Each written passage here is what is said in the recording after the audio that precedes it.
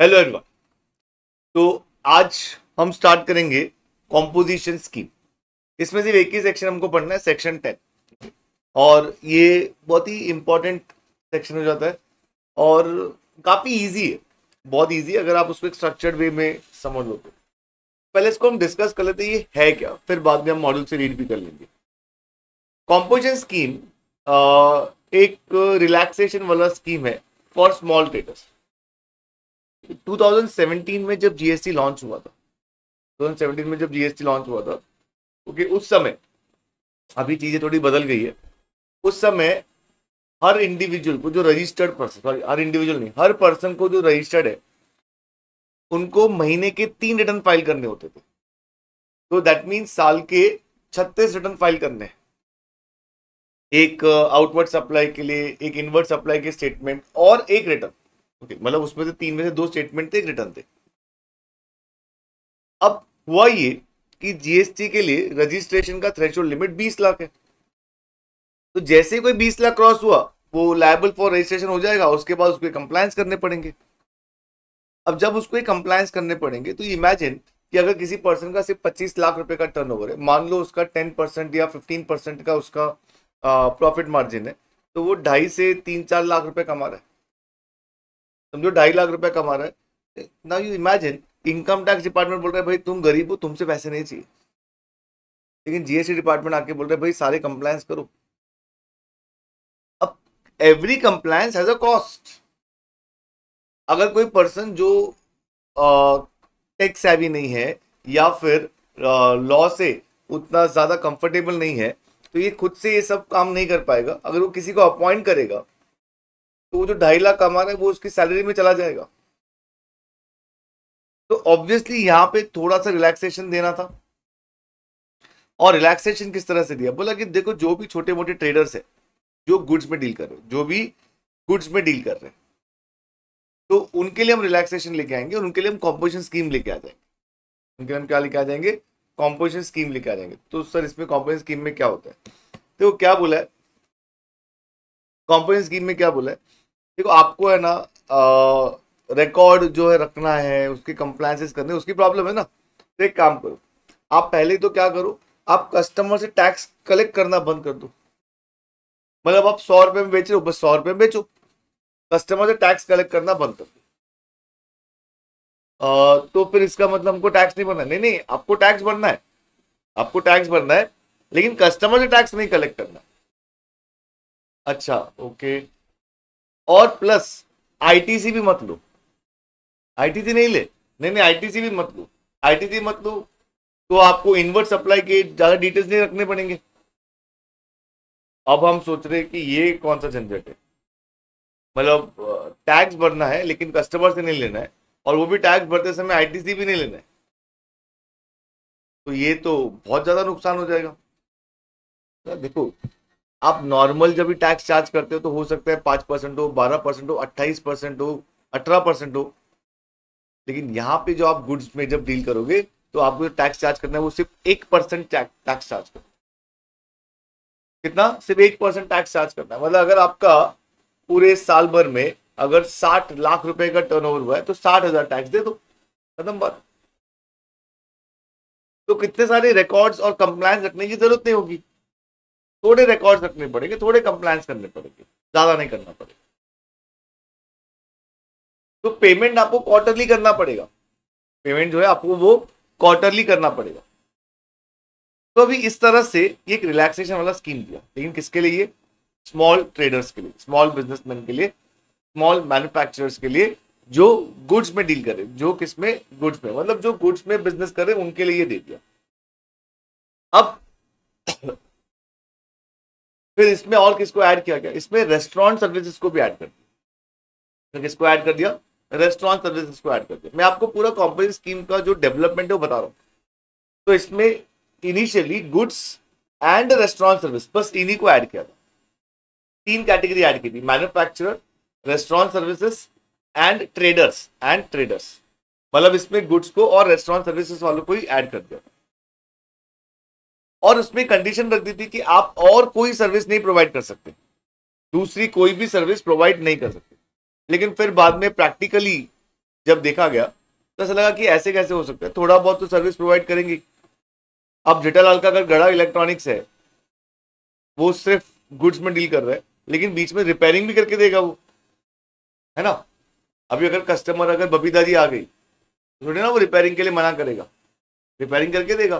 अब उसने अगर रिपेयरिंग कर ली और बाद में जब अय्यर लेने के लिए आया तो अय्यर से तो पैसे भी ले लेगा वो। तो अभी अय्यर से पैसे भी ले लिए, कितने रिपेयरिंग के लिए, 500 रुपए ले लिए। अब वो 500 रुपए की वजह से वो कॉम्पेंसेशन स्कीम में ऑप्ट कर पाएगा, क्योंकि बोला थोड़ी सी भी सर्विस प्रोवाइड नहीं कर सकते। फिर बाद में इसको उन्होंने चेंज करके बोल दिया कि नहीं, आप थोड़ी बहुत सर्विस प्रोवाइड कर सकते हो। That is called as marginal supply of services. कितनी सर्विस प्रोवाइड कर सकते हैं वो देखेंगे, मार्जिनल सप्लाई ऑफ सर्विसेज में हम देखेंगे। दैट इज, अभी देख लेते, that is 10%, 10% of turnover in a state, 10% of turnover in a state और ₹5 लाख, whichever is higher। अब एक और पॉइंट इसमें आ गया, सर फिर बाकी सर्विसेज का क्या।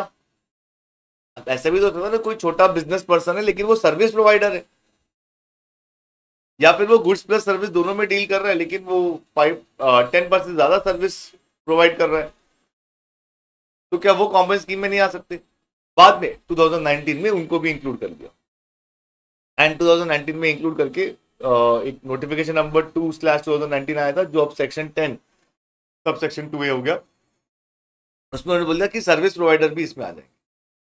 तो अब जब हम डिस्कस करेंगे, हम ऐसे बोलेंगे कॉम्बाइंड स्कीम फॉर गुड्स, जिसमें गुड्स एंड रेस्टोरेंट सर्विस आएंगे, और दूसरा होगा combined scheme for services, combined scheme for goods and combined scheme for services. तो इस तरह से हम डिस्कस करेंगे। तो अभी कॉम्बाइंड स्कीम में आने के बाद, कॉम्बाइंड स्कीम में आने के बाद क्या क्या इनको बेनिफिट्स और रिलैक्सेशन मिलेंगे, और क्या क्या कंडीशंस इनको फॉलो करनी पड़ेगी। तो सबसे पहले एलिजिबिलिटी चेकेंगे, उसके बाद हम कंडीशंस चेक करेंगे, एंड इसमें क्या क्या बेनिफिट्स मिलेगी वो सारे पॉइंट्स हम लोग यहाँ पे डिस्कस करेंगे। तो अगर हम देखें कॉम्पाउंड स्कीम,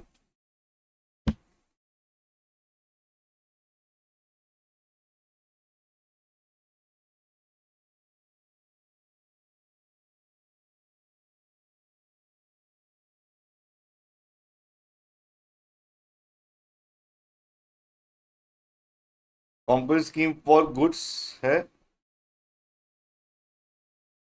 जिसमें रेस्टोरेंट सर्विसेज भी है, and compound scheme for services, मतलब इसमें रेस्टोरेंट सर्विसेज छोड़ के other services.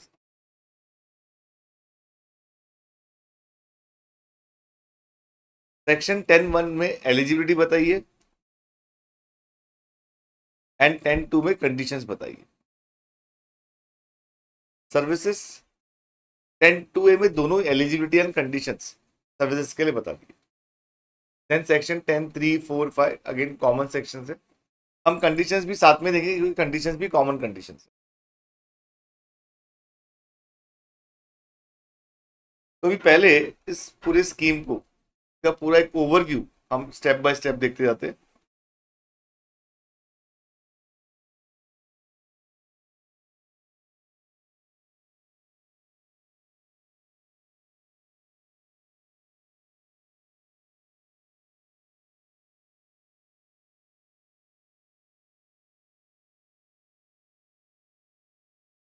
every person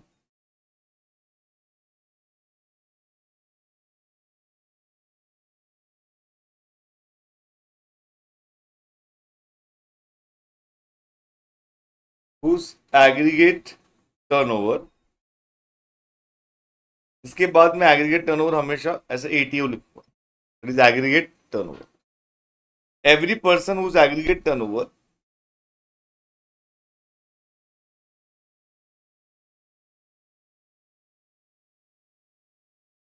do not exceed ₹1.5 crore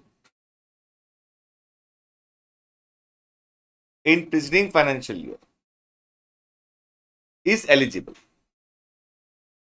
You can opt for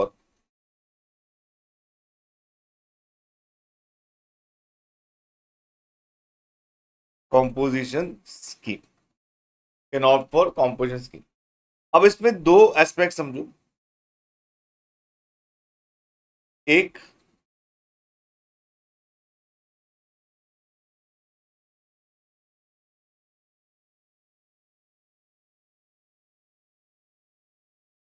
registered person opting for scheme है, एक ऑप्टिंग फॉर स्कीम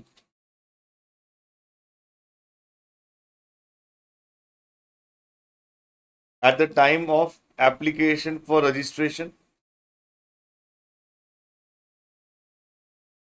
मतलब हम यहाँ पे बात कर रहे हैं कि ऑलरेडी रजिस्टर्ड पर्सन है, मतलब रजिस्टर्ड पर्सन है, वो बिजनेस कर रहा था, नॉर्मल स्कीम में था, सेक्शन 9 के हिसाब से टैक्स पे कर रहा था, अब उसको लगा कि मेरे को सेक्शन 10 में जाना है, तो वो पर्सन के बारे में बात कर रहे हैं। दूसरा, जो पर्सन अभी रजिस्ट्रेशन के लिए अप्लाई करने आ रहा है, वो अप्लाई करते समय जीएसटी डिपार्टमेंट को बोल रहा है कि देखो मेरे को कॉम्पनी स्कीम चाहिए। जब हम रजिस्ट्रेशन चैप्टर देखेंगे, मैं उस समय आपको फॉर्म बताऊंगा, जो फॉर्म जीएसटी आरजी 01 देखेंगे हम लोग, उसमें मैं आपको बताऊंगा कि उसी में एक कॉलम होता है जहां पे हम ऑप्ट कर सकते हैं कि हमको कॉम्पनी स्कीम चाहिए। तो registered person opting for scheme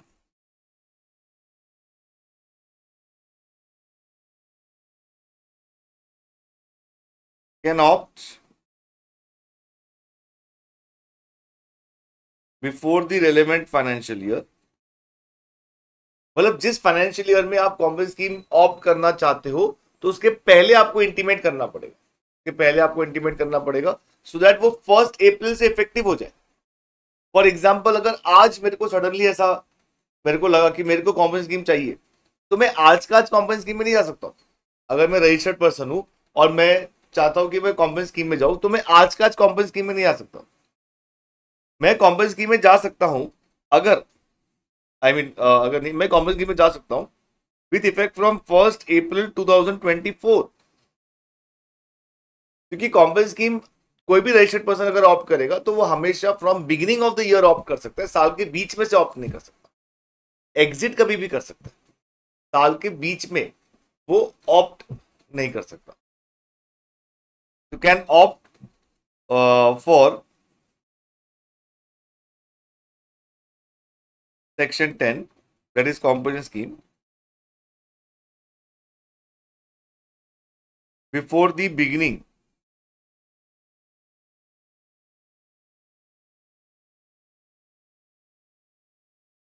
of relevant financial year, before the beginning of relevant financial year।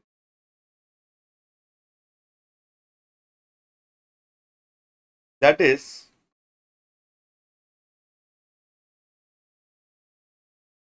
company scheme will be effective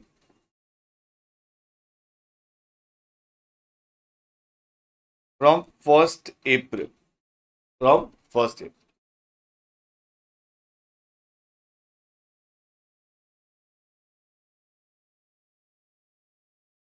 यहाँ पे it will be effective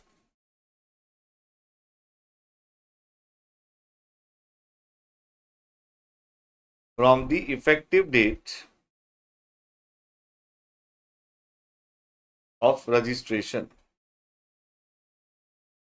जिस दिन से वो रजिस्टर्ड पर्सन माना जाएगा, उस दिन से कॉम्पनी स्कीम भी इफेक्टिव हो जाएगी।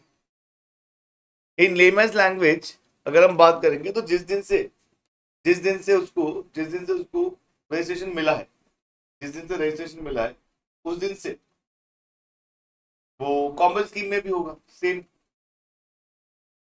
तो यहाँ पे जब आप फर्स्ट टाइम अप्लाई कर रहे हो, तो हो सकता है साल के बीच में से भी आपका कॉम्पनी स्कीम स्टार्ट हो जाए, कि तभी से आप रजिस्टर्ड पर्सन हो, तो तभी से कॉम्पनी स्कीम आ जाएगा। मतलब अगर आपका इफेक्टिव डेट ऑफ रजिस्ट्रेशन 27 सितंबर है, तो आप 27 सितंबर से ही कॉम्पनी स्कीम में हो जाओगे। लेकिन अगर आप ऑलरेडी रजिस्टर्ड पर्सन, समझो आपने एप्लीकेशन के टाइम पे कॉम्पनी स्कीम ऑप्ट नहीं किया था, बाद में आपने ऑप्ट करना चाहा, तो फिर वो 1 अप्रैल से इफेक्टिव हो जाए।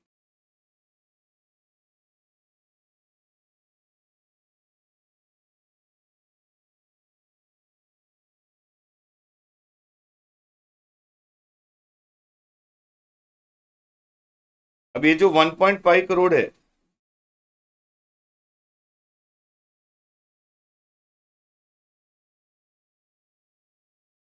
This limit is 75 lakhs।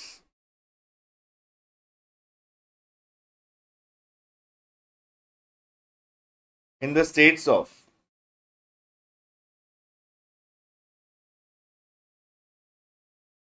Manipur,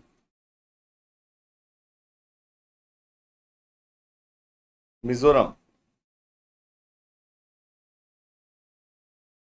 Nagaland, Tripura,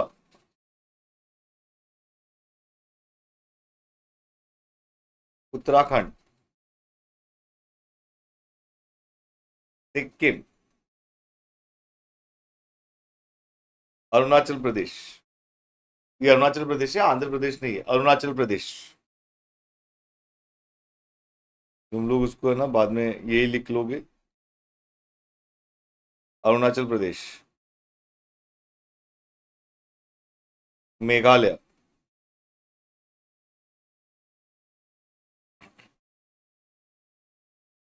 Himachal Pradesh, Assam and Jammu and Kashmir. जिसमें से इसको निकाल दो। हमारा टोटल 11 स्पेशल कैटेगरी स्टेट्स है, 11 स्पेशल कैटेगरी स्टेट्स, उसमें से 8 स्टेट में 75 लाख है, उसमें से 8 स्टेट्स में 75 लाख है। सर ये 11 स्टेट याद रखने पड़ेंगे, मैंने आपको पहले ही बोला था कि याद रखने पड़ेंगे। मैंने आपको पहले ही बताया था कि इसमें ये 11 स्टेट्स जो है वो एज पर आर्टिकल 279 है, ये 11 states they are the special category states. Complex scheme में हम पढ़ेंगे, इसमें जो पहले 8 स्टेट लिखे मैंने वो है, और फिर जब रजिस्ट्रेशन पढ़ेंगे तो इसमें पहले जो 4 स्टेट्स है वो स्पेशल कैटेगरी स्टेट। तो अब यहां पे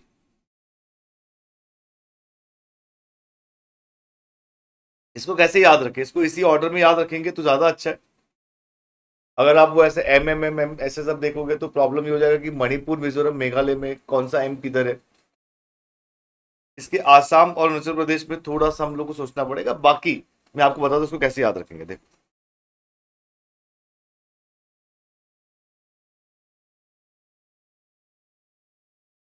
मामी आंटी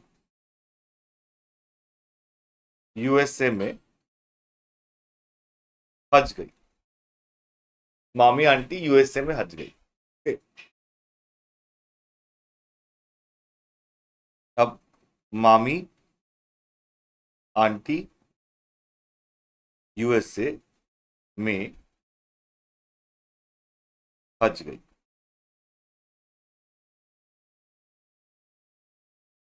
तो अभी मामी, माँ मतलब यहाँ पे मणिपुर, मी मतलब मिजोरम, नागालैंड, त्रिपुरा,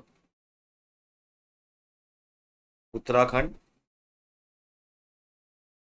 सिक्किम, अरुणाचल प्रदेश, मेघालय, हिमाचल प्रदेश, आसाम, जम्मू एंड कश्मीर। बस ये ऑर्डर में याद रख लो, फिर 11-8-4, 11-8-4।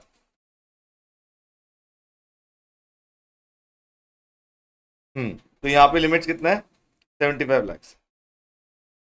अब एलिजिबिलिटी इसके लिए कितना है, 50 लाख है इन प्रीसीडिंग फाइनेंशियल ईयर। कितना है, 50 लाख इन प्रीसीडिंग फाइनेंशियल ईयर। अगर हम अदर सर्विसेज में है तो ऑप्ट करने का तरीका सेम है, ऑप्ट करने का जो तरीका है वो सेम ही है।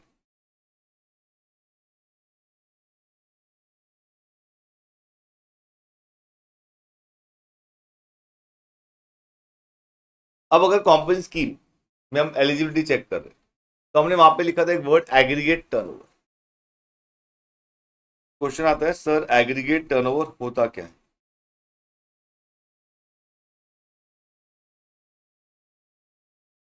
तो सबसे पहले ये समझ लो एग्रीगेट टर्नओवर का मतलब होता है pan India basis turnover. Aggregate turnover का मतलब होता है पैन इंडिया बेसिस टर्नओवर, मतलब पूरे इंडिया में आप कहीं पे भी बिजनेस कर रहे हो अंडर दैट पैन, वो सब इन लोग उसको इंक्लूड करेंगे, सारे के सारे उसमें एग्रीगेट हो जाएंगे, सब उसको हम लोग कंसिडर करेंगे। तो पैन इंडिया बेसिस टर्नओवर याद रखना है। क्या पैन इंडिया बेसिस टर्नओवर? तो टर्नओवर में क्या क्या आएगा? यहाँ पे एग्रीगेट टर्नओवर में सब आएगा, चाहे वो इंटर स्टेट हो या इंट्रा स्टेट हो, चाहे वो टैक्सेबल हो, चाहे वो एग्जेम्प्ट हो, चाहे वो नॉन टैक्सेबल हो। मतलब अगर हम अल्कोहलिक लिकर, पेट्रोलियम इसका सप्लाई कर रहे हैं तो वो भी आपका एग्रीगेट टर्नओवर तो पार्ट बन जाएगा।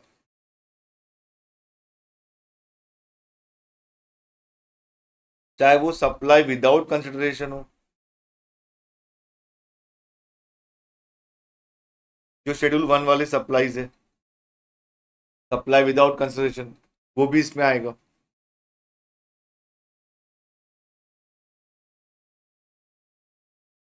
तो सप्लाई विदाउट कंसिडरेशन मतलब प्रिंसिपल एजेंट वाला सप्लाई आएगा, सप्लाई बिटवीन डिस्टिंक्ट पर्सन वो भी आ जाएगा। सर सप्लाई विदाउट कंसिडरेशन हम ऐड क्या करेंगे?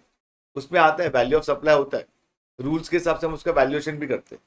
ठीक है, वो हमको अभी इंटर के सिलेबस में नहीं है, लेकिन उसका रूल्स के हिसाब से वैल्यूएशन करते हैं, जो वैल्यूएशन होएगा वो इसमें ऐड हो जाता है। फिर जो भी आपका आउटवर्ड सप्लाई है सब आएगा, वेदर अंडर एफसीएम हो वो तो ऑब्वियस लॉजिकल है, और अंडर आरसीएम हो ये भी आ जाएगा। सर मतलब अगर हमारा आउटवर्ड सप्लाई अंडर आरसीएम है, आरसीएम तो मतलब वही है ना सर जो रिसिपिएंट टैक्स पे करता है, यस रिसिपिएंट टैक्स पे करता है, तो हमने सप्लाई किया अंडर आरसीएम तो हमारा रिसिपिएंट टैक्स पे करेगा, तो ये हमारे टर्नओवर में आएगा। यस क्योंकि आपका आपका आउटवर्ड सप्लाई तो है ना, हम उसकी बात ही नहीं कर रहे हु इज लायबल टू पे टैक्स, हम सिर्फ उसकी बात कर रहे जो आपका आउटवर्ड सप्लाई सब इसमें आ जाएगा।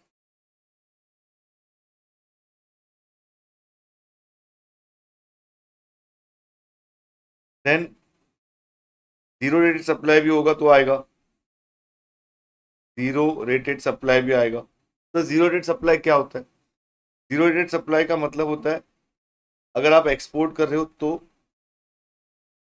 या सप्लाई टू एसईजेड यूनिट कर रहे हो तो, एसईजेड यूनिट या एसईजेड डेवलपर, तो उसको हम बोलते हैं जीरो रेटेड सप्लाई, तो वो भी आ जाएगा उसमें। तो जीरो रेटेड सप्लाई में मतलब अगर आप एक्सपोर्ट कर रहे हो या सप्लाई टू एसईजेड कर रहे हो तो आएगा, इन दोनों को हम जीरो रेटेड सप्लाई बोलते हैं। ये हम आगे चल के आईटीसी चैप्टर में पढ़ेंगे कि इसका क्या कंसेप्ट है।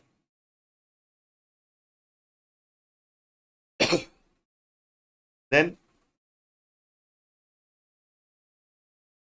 टैक्सेस अदर देन जीएसटी, उसको भी हम इसमें इंक्लूड करेंगे। अदर देन जीएसटी मतलब सेंट्रल एक्साइज ड्यूटी,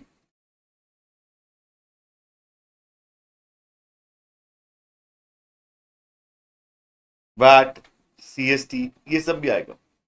मतलब अगर हमने कोई पेट्रोलियम प्रोडक्ट बेचा है उसमें वैट सीएसटी चार्ज किया है, तो उसमें 100 रुपीज का प्रोडक्ट है और 40 रुपीज का टैक्सेस है, तो हमारा टर्नओवर में 140 ऐड हो जाएगा। जीएसटी ऐड नहीं करेंगे, लेकिन बाकी टैक्सेस है वो सब हम ऐड करेंगे। इसमें स्पेसिफिक एक्सक्लूजन्स क्या है?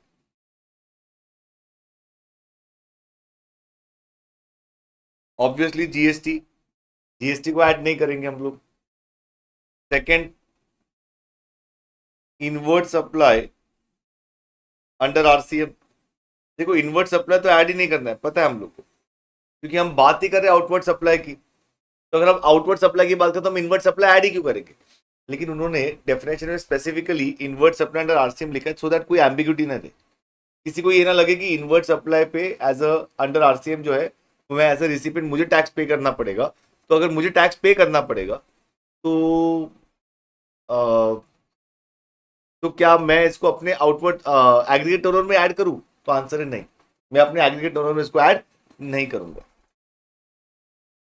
फिर कोई स्पेसिफिक यहाँ पे इसमें एक्ट में नहीं लिखा है, लेकिन हम और कोई स्पेसिफिक एक्सक्लूजन बता देते कि जो नेगेटिव लिस्ट है वो भी ऑब्वियसली नहीं आएगा, क्योंकि वो सप्लाई नहीं है। नेगेटिव लिस्ट जो है वो सप्लाई ही नहीं है, तो वो भी इसमें नहीं आएगा। तो ये होता है हमारा एग्रीगेट टर्नओवर। अब एक एग्जांपल समझो, मिस्टर ए, इसका एक बिजनेस है, इसका एक ब्रांच है मुंबई में जो महाराष्ट्र में है, दूसरा एक ब्रांच है गोवा में यहाँ पे इसका 70 लाख का टर्नओवर हो रहा है, यहाँ पे 20 लाख का टर्नओवर हो रहा है, तो इसका एग्रीगेट टर्नओवर हो जाएगा, कितना होगा? Yes, very good, 70 lakhs plus 20 lakhs, 90 lakhs. 70 lakhs plus 20 lakhs कितना हो जाएगा? 90 लैक्स। ये मिलकर एग्रीगेट टर्नओवर बनेगा। इस अमाउंट को हम कंपेयर करेंगे उस 1.5 करोड़ से, उस अमाउंट को हम कंपेयर करेंगे 1.5 करोड़ से। हाँ, अगर यहाँ पे इसका एक और बिजनेस आ जाता है मणिपुर में 5 लाख, तो इसमें 5 लाख और ऐड करेंगे, 95 लैक्स। अब इसको कंपेयर करेंगे हम 75 लाख से, क्योंकि हमने बोला था 8 स्पेशल कैटेगरी स्टेट्स जो है, 8 स्पेशल कैटेगरी, वहां पे लिमिट कितना है? 75 लाख से। तो सर मतलब ऐसा होगा क्या इसके लिए 75 लाख से और इसके लिए 1.5, इसके लिए 1.5? नहीं, सबके लिए 75 लाख ही होगा। और वैसे भी अगर मैं यहाँ पे बोल दूं कि सर इसके लिए 75 लाख है, तो ये ऑप्ट नहीं कर सकता। तो अगर ये ऑप्ट नहीं कर सकता या नहीं करेगा, तो कोई भी ऑप्ट नहीं कर सकता। कॉम्पोजिशन स्कीम में या तो आप सारे रजिस्ट्रेशन के लिए ऑप्ट कर सकते हो, और अगर आप एक के लिए भी इनएलिजिबल हो या एक के लिए भी नहीं करना चाहते हो, तो फिर आप ऑप्ट ही नहीं कर सकते। तो either you will opt for all the registration under same plan, और you will not be able to opt for composition scheme. तो ये हमने ऑलरेडी पढ़ा था, डिस्टिंक्ट पर्सन बोलते हैं इसको। तो सारे डिस्टिंक्ट पर्सन या तो ऑप्ट कर पाएंगे या फिर कोई भी ऑप्ट नहीं कर पाएगा।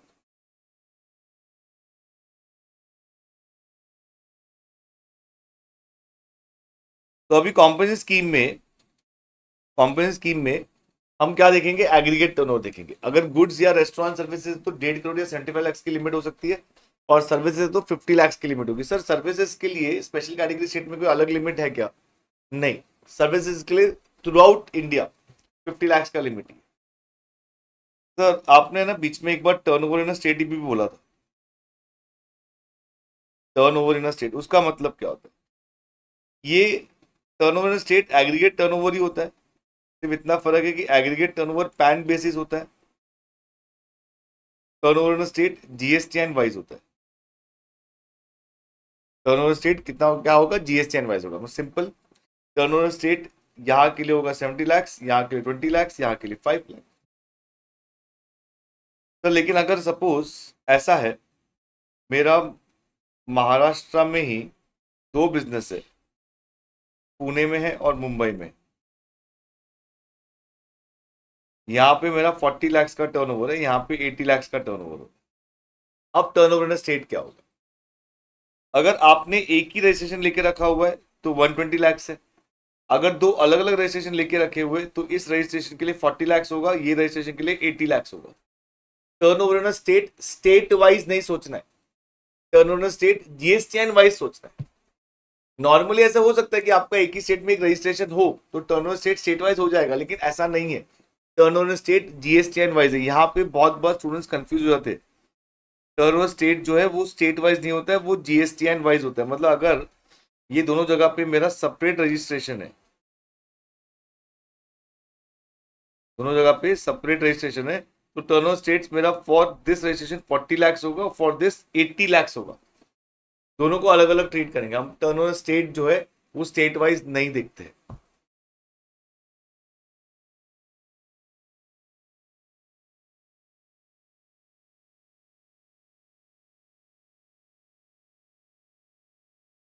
अब जो कॉम्पोजिशन स्कीम फॉर गुड्स है,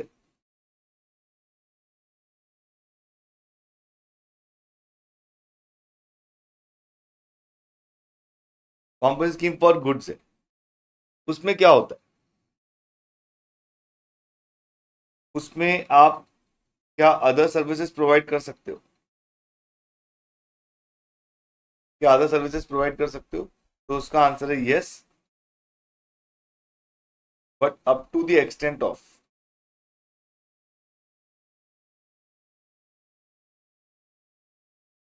marginal supply of services.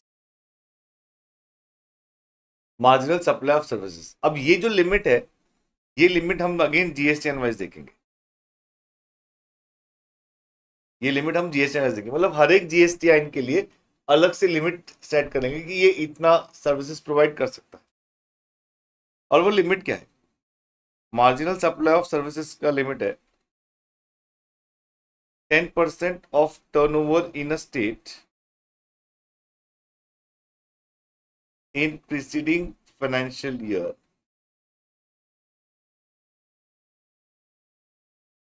or rupees 5 lakh, whichever is higher, whichever is higher. मतलब कम से कम 5 लाख तक तो आप सर्विस प्रोवाइड कर ही सकते हो, 5 लाख तक का सीधा छूट दे दिया। और अगर आपका टर्नओवर स्टेट 70 लाख से तो 7 लाख कर लोगे। जैसे for example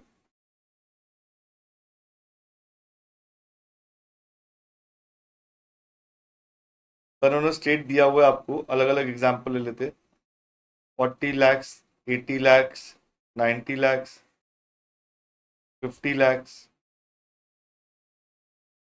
30 lakh, 150 lakh, 160 lakh।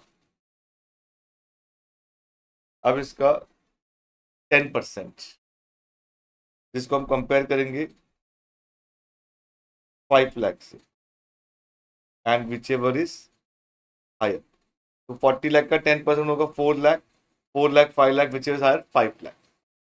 80 lakh का 10% होगा 8 lakh, 8 lakh 5 lakh whichever higher तो 8 लाख। 90 लाख का 10% 9 लाख, तो यहाँ पे 9 लाख आ जाएगा। यहाँ पे तो 5 लाख 5 लाख ही है तो 5 लाख आएगा। 10% 3 लाख होगा, यहाँ पे 5 लाख होगा तो अगेन 5 लाख आएगा। 15 लाख 5 लाख 15 लाख होगा। समझा यहाँ तक? लास्ट वाला क्या होगा?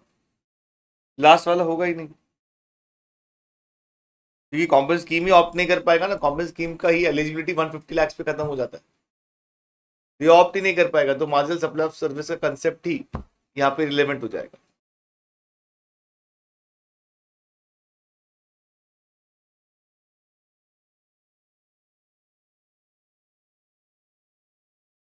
हम तो ऑप्ट ही नहीं कर पाएंगे, नहीं कर पाएंगे। This is WhatsApp English.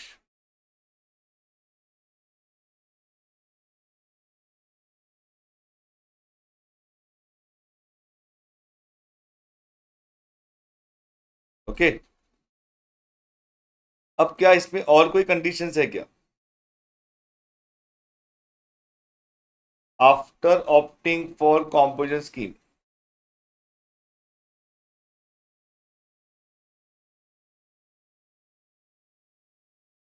First पहला condition,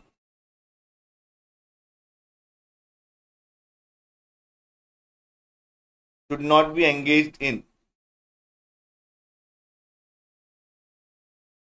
interstate outward supply, should not be engaged in interstate outward supply। Sir interstate inward supply हो सकता है, यस इंटरस्टेट इनवर्ड सप्लाई हो सकता है, आउटवर्ड सप्लाई नहीं करना। यहाँ पे आउट देखो, ये सिंपल लॉजिक क्या बोला है यहाँ पे, जो छोटे मोटे बिजनेसमैन है उनके लिए। तो अगर आप एक स्टेट से दूसरे स्टेट बेच रहे हो तो आप छोटे मोटे बिजनेसमैन कैसे हो? तो interstate outward supply, should not be engaged in non taxable supply। यहाँ पे सीधा मना कर दिया, नॉन टैक्सेबल सप्लाई अगर आप कर रहे हो, मतलब आप अल्कोहलिक लिकर, पेट्रोलियम प्रोडक्ट्स इसमें आप डील कर रहे हो, तो आप कॉम्पेंस स्कीम ऑप्ट नहीं कर सकते। मतलब ऑप्ट किया होगा आपने, ऑप्ट कर सकते थे, ऑप्ट किया होगा, लेकिन आप जैसे ही इसमें एंगेज होंगे तो आप इसमें ऑटोमेटिकली बाहर निकल जाओगे। तो अगर ऑलरेडी कोई पर्सन इसी बिजनेस में है तो ऑब्वियसली इसमें आएगा ही नहीं वो। Then should not be engaged in supply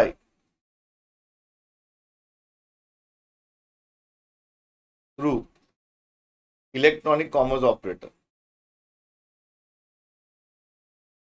who is liable to collect tax at source under section 52। इस वाले पॉइंट पे अभी ज्यादा फोकस मत करना, ये पूरा हमारा एक चैप्टर है टीसीएस अंडर सेक्शन 52 जो है, उसमें हम लोग 51 और 52 ये दोनों सेक्शन पढ़ेंगे, टीडीएस एंड टीसीएस। अभी आपका फोकस यहाँ पे होना चाहिए, electronic commerce operator. Electronic commerce operator कौन होते हैं? इलेक्ट्रॉनिक कॉमर्स ऑपरेटर वो होते हैं जो ऑनलाइन प्लेटफॉर्म प्रोवाइड करते हैं, जो ऑनलाइन प्लेटफॉर्म प्रोवाइड करते हैं अपने गुड्स या सर्विसेज जो आपको सप्लाई करनी है उसको शोकेस करने के लिए बायर्स को वो डिस्प्ले करके बताते हैं। And it's like a seller और बायर के बीच में इंटरमीडियरी का रोल प्ले करते हैं ऑनलाइन प्लेटफॉर्म के थ्रू। तो उनको हम बोलते हैं इलेक्ट्रॉनिक कॉमर्स ऑपरेटर। तो अगर आप अपना गुड्स इलेक्ट्रॉनिक कॉमर्स ऑपरेटर के थ्रू या सर्विसेज इलेक्ट्रॉनिक कॉमर्स ऑपरेटर के थ्रू सप्लाई कर रहे हो और वो इलेक्ट्रॉनिक कॉमर्स ऑपरेटर के ऊपर सेक्शन 52 एप्लीकेबल होता है, तो in that case you will not be eligible to continue under composition scheme. आप इससे बाहर हो जाओगे।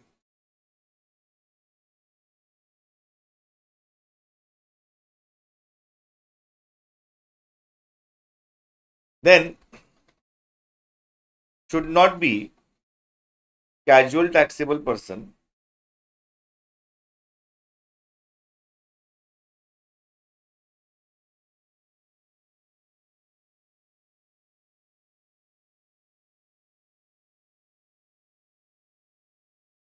और NRTP, should not be casual taxable person और एनआरटीपी। एनआरटीपी भी लिख लेते पहले, क्या होता है? Non resident taxable person, non resident taxable person मतलब कैजुअल टैक्सेबल पर्सन एनआरटीपी जो है वो कॉम्पोजिशन स्कीम ऑप्ट नहीं कर सकते। Okay, casual taxable person NRTP opt नहीं कर सकते। सर ये हमको समझ गया, सीडीपी एनआरटीपी ऑप्ट नहीं कर सकते, लेकिन ये होते कौन है, ये है कौन? वो हम लोग ने याद कर लिया कि हाँ सीटीपी एनआरटीपी ऑप्ट नहीं कर सकते, सीटीपी एनआरटीपी ऑप्ट नहीं कर सकते, लेकिन है कौन? तो हम लोग को इसमें थोड़ा कंफर्ट भी आएगा ना। अब कैजुअल टैक्सेबल पर्सन होता कौन? Let us try to understand this with an example. Suppose हमारा महाराष्ट्र में बिजनेस है,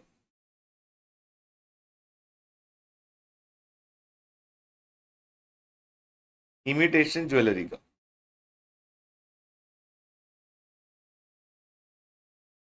हमारा महाराष्ट्र में बिजनेस है इमिटेशन ज्वेलरी का। हम अज्यूम करते हैं कि यहाँ पे हम रजिस्टर्ड पर्सन भी है, हम यहाँ पे रजिस्टर्ड पर्सन भी है, हमने कॉम्पोजिशन स्कीम लिया हुआ है, फिर कॉम्पोजिशन स्कीम पे बाद में आएंगे, हम यहाँ पे रजिस्टर्ड पर्सन है। अब हमको पता चला कि उत्तर प्रदेश में प्रयागराज में कुंभ मेला होने वाला है, और इस बार हमको पता चला कि कुंभ मेला में एक कई तो जगह पे उन्होंने एक ऐसा मार्केट बनाया है जहां पे अलग अलग सबको स्टॉल्स दिए जाएंगे, और वहां पे आप स्टॉल वो रेंट पे लेके अपना बिजनेस कर सकते हो। तो सोचा कि हम भी चलो वहां पे जाएंगे। अभी जो स्टॉल है हम वहां पे जा रहे हैं सिर्फ 30 डेज के लिए। 30 डेज के लिए उत्तर प्रदेश में हमारा कोई भी फिक्स इस्टेब्लिशमेंट नहीं है, हम उत्तर प्रदेश में जा ही पहली बार है, तो वहां पे कोई हमारा फिक्स इस्टेब्लिशमेंट नहीं है। तो हम वहां पे जाएंगे कुछ दिनों के लिए, बिजनेस करेंगे और वापस आ जाएंगे। तो ये बिजनेस करने का तरीका थोड़ा कैजुअल नहीं हो गया है ना? ऐसा गवर्नमेंट ने बोला। तो गवर्नमेंट बोलता है कि भाई आपको हम लोग कैजुअल टैक्सेबल पर्सन मान लेंगे। हम आपको क्या मानेंगे? Casual taxable person. You have to apply for registration as CTP. Sir मतलब समझा नहीं अभी भी, मतलब उससे क्या होता है? मतलब ऐसा क्यों? मतलब उनको नॉर्मल रजिस्टर्ड पर्सन ही मानो। हाँ ठीक है, मान लिया उधर कोई फिक्स एस्टेब्लिशमेंट नहीं है, वो थोड़े टाइम के लिए आ रहे हैं, उनको नॉर्मल रजिस्टर्ड पर्सन मानो। अब इसमें देखो दोनों के लिए पॉइंट को समझो। गवर्नमेंट के लिए क्या होता है ना, गवर्नमेंट के लिए नॉर्मली जीएसटी में कैसे होता है कि आप ट्रांजैक्शन कर रहे हो, एंड जब वो पूरे पीरियड का जो टैक्सेबल पीरियड होता है उस पूरे पीरियड का जो एक साथ ड्यूटी आप बाद में भरते हो। जैसे फॉर एग्जांपल अगर मंथली आपका टैक्सेबल पीरियड है तो पूरे महीने का आप जो टैक्स लायबिलिटी वो 20th ऑफ नेक्स्ट मंथ को पे करोगे। मतलब अप्रैल का लायबिलिटी आप कब पे करोगे? 20th मई को।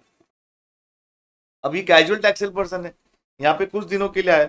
सपोज अगर सिर्फ 7 डेज के लिए आए, सिर्फ 7 डेज के लिए आए, तो गवर्नमेंट बोल रहा है भाई आप 7 दिन के लिए आए हो सिर्फ, अब उसके लिए हम पूरा महीना रुकेंगे, फिर अगले महीने का 20 तारीख तक का वेट करेंगे, तब आप पैसा दोगे। अब एक काम करो, आप एडवांस पे पैसा हमको दो, फिर हम आपको रजिस्ट्रेशन देंगे, आप रजिस्ट्रेशन लेने के पहले पैसा दे दो। सर ये कैसे होगा? रजिस्ट्रेशन लेने के पहले पैसे कैसे दे सकते? एस्टिमेशन के बेसिस पे, एस्टिमेशन के बेसिस पे पहले देंगे पैसे, और उसके बाद उनको रजिस्ट्रेशन मिलेगा, उसके बाद वो बिजनेस स्टार्ट कर सकते हैं। तो अगर हमको वहां पे जाना है तो हमको वेल इन एडवांस अप्लाई कर देना चाहिए, क्योंकि उसके बाद ही हम रजिस्ट्रेशन मिलने के बाद ही हम बिजनेस स्टार्ट कर सकते हैं। तो जो कैजुअल टैक्सेबल पर्सन होते हैं वो कॉम्पोनेंट स्कीम ऑप्ट नहीं कर सकते, वो ऑप्ट नहीं कर सकते। अब मान लो हम यहाँ पे अगर ऑलरेडी कॉम्पोनेंट स्कीम में होते, सेक्शन 10 में होते, और अब वहां जाके हम सीटीपी रजिस्टर कर रहे, तो क्या होगा? तो यहाँ पे एलिजिबल नहीं हो, तो अब यहाँ पे भी एलिजिबल बन जाओगे और इधर आपको बाहर निकलना पड़ेगा, इस स्कीम से आप बाहर निकल जाओगे, क्योंकि अंडर सेम पैन या तो हम सारे के सारे रजिस्ट्रेशन कॉम्पोनेंट स्कीम में होंगे या फिर कोई नहीं होगा। सर ये सीटीपी समझ में आ गया। एनआरटीपी क्या होता है फिर? एनआरटीपी मतलब सिंपल, हम महाराष्ट्र से यूपी में जा रहे, कोई यूके से यूपी में आएगा, कोई यूके से अगर यूपी में आ रहे, वो भी यहाँ पे 7 दिन के लिए बिजनेस करने के लिए आ रहे,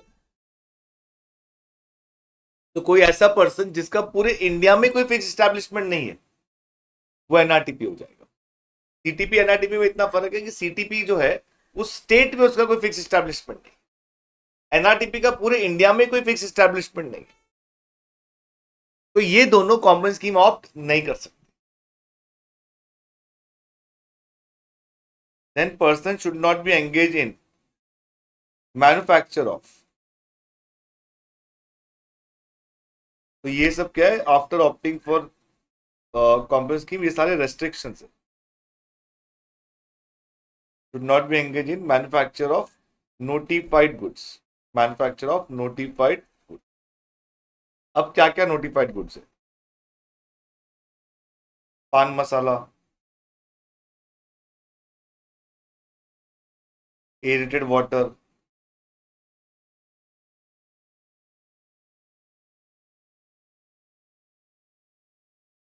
tobacco, ice cream, fly ash BRICS,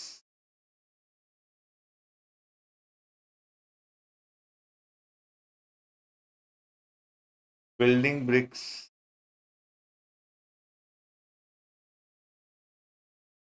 fossil meal BRICS,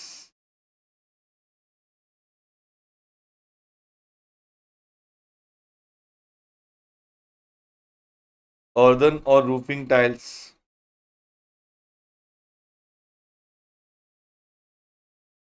तो ये 8 प्रोडक्ट है कि अगर आप इसके मैन्युफैक्चरिंग में एंगेज हो, तो आप कॉम्पोनेंट स्कीम ऑफ नहीं कर सकते। Paan masala, aerated water, tobacco, ice cream, then उसके बाद fly ash bricks, building bricks, fossil meal bricks and earthen and roofing tiles, earthen और रूफिंग टाइल्स। तो ये ऐसे 8 प्रोडक्ट्स है जिसमें आप कॉम्पोनेंट स्कीम ऑप्ट नहीं कर सकते अगर आप इसके मैन्युफैक्चरिंग में एंगेज। सर इसका मतलब ये है कि लेट्स से फॉर एग्जांपल अगर मैंने अमूल आइसक्रीम की एजेंसी ली हुई है,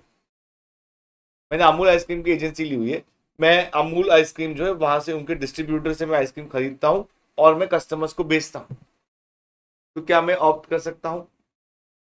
यस, डेफिनेटली ऑप्ट कर सकता हूं, because I am engage in supply of ice cream, I mean sale of ice cream and not manufacturing of ice cream.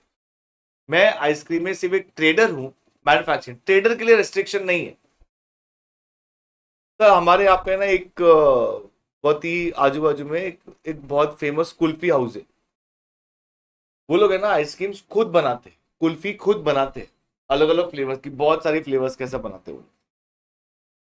तो जब वो खुद से बनाते हैं वो कुल्फी हाउस, तो क्या वो ऑप्ट कर सकते? नहीं कर सकते, क्योंकि वो अब वो मैन्युफैक्चरर हो गए, अब वो मैन्युफैक्चरर है, तो वो ऑप्ट नहीं कर सकते।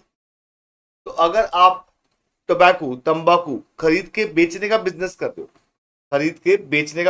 रहे हो, तो आप ऑप्ट कर सकते हो, तो आपके लिए कोई रेस्ट्रिक्शन नहीं है। लेकिन अगर आप मैन्युफैक्चरिंग में एंगेज हो तो रेस्ट्रिक्शन। तो ये बहुत ही इंपॉर्टेंट पॉइंट है यहाँ पे, ये हमारे दिमाग में फिट होना चाहिए कि रेस्ट्रिक्शन सिर्फ मैन्युफैक्चर पे। आगे ऐसा सेम पॉइंट रजिस्ट्रेशन चैप्टर में आएगा, उस समय मैं आपको पूछूंगा, फिर से आपको याद होना चाहिए, ठीक है?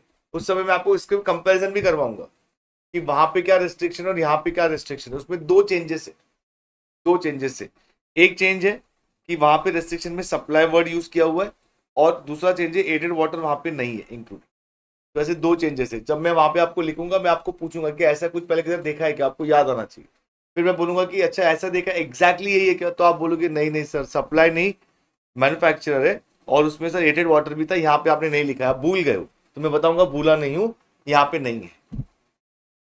Okay,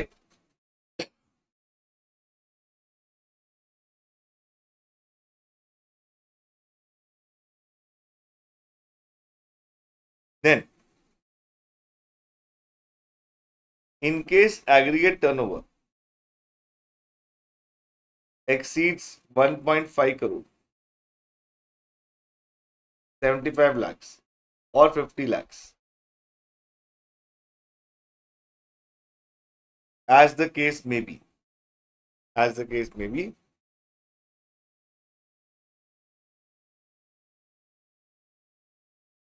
person will be out of this scheme, immediately वो उससे बाहर हो जाए, इमीडिएटली जिस दिन ये टर्नओवर एक्सीड हुआ उसी दिन वो बाहर हो जाएगा, उसी दिन वो बाहर हो जाएगा। जस्ट इस कंसेप्ट के बेसिस पे ऐसे क्वेश्चंस आते हैं जो जनरली इंटर लेवल पे नहीं आएंगे, फाइनल लेवल पे आते हैं, जो बहुत ही मस्त और बढ़िया क्वेश्चंस होते हैं। तो जिसपे हमको समझना होता है कि वो कब उस स्कीम से बाहर हो गया और उसका टैक्स ट्रीटमेंट क्या होता है। टैक्स ट्रीटमेंट क्या होता है वो तो हम इंटर में भी देखेंगे। तो इन case aggregate turnover exceeds 1.5 crore, 75 lakhs or 50 lakhs, as the case may be, person will be out of this scheme with immediate effect.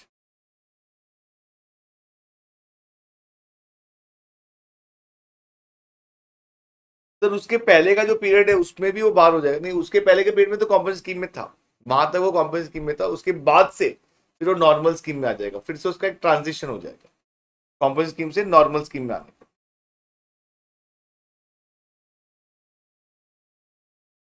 Person can voluntarily opt out of this scheme. Person can voluntarily opt out of the scheme, मतलब आप voluntarily भी इस scheme से बाहर आ सकते हो। Okay, voluntarily भी इस स्कीम से बाहर आ सकते हो, जब चाहिए तब बाहर आ सकते हो। एंटर होने के लिए 1 अप्रैल, एंटर होने के लिए 1 अप्रैल, बाहर निकलने के लिए कभी भी बाहर निकल सकते हो, बाहर निकलने के लिए कभी भी बाहर जा सकते हैं।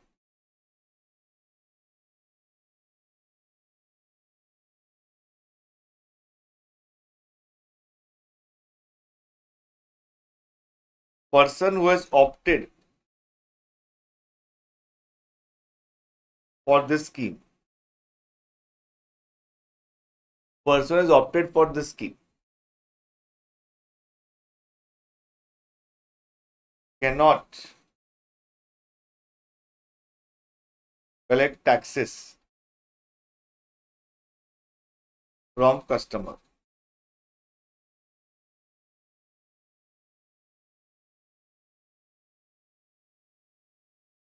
cannot avail ITC, input tax credit. ITC का कंसेप्ट हमने इन शॉर्ट समझा था, हमने लेक्चर 1 में समझा था। तो वो ITC अवेल नहीं कर सकता, मतलब जो भी पेमेंट करते हैं ग्रॉस लेवल पे उसको पेमेंट करना पड़ेगा। कैनॉट इशू टैक्स इनवॉइस,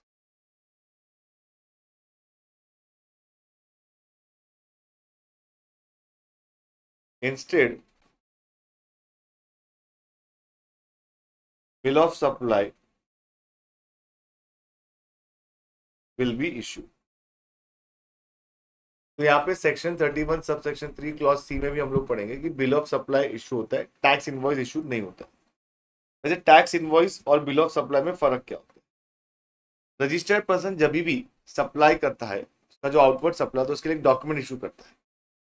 अब उसमें अगर उसने टैक्सेस चार्ज किए हुए तो उसमें वो टैक्सेस अपने डॉक्यूमेंट में बताएगा, तो उसको हम इनवॉइस, टैक्स इनवॉइस बोलते हैं।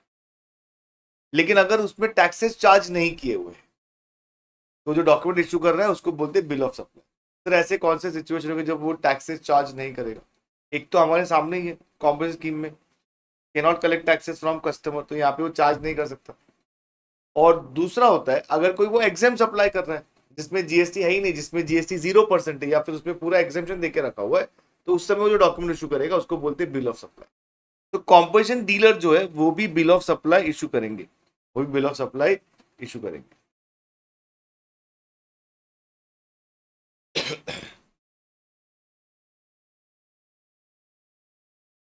Bill of supply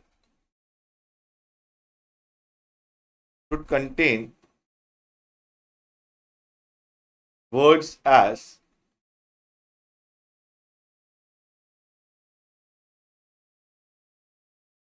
composition dealer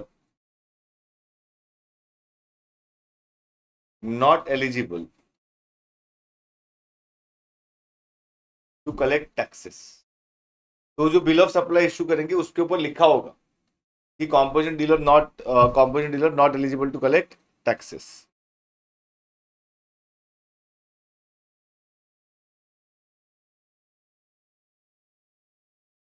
Words as composition dealer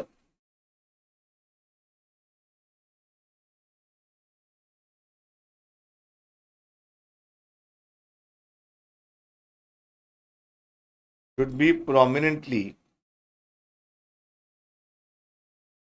displayed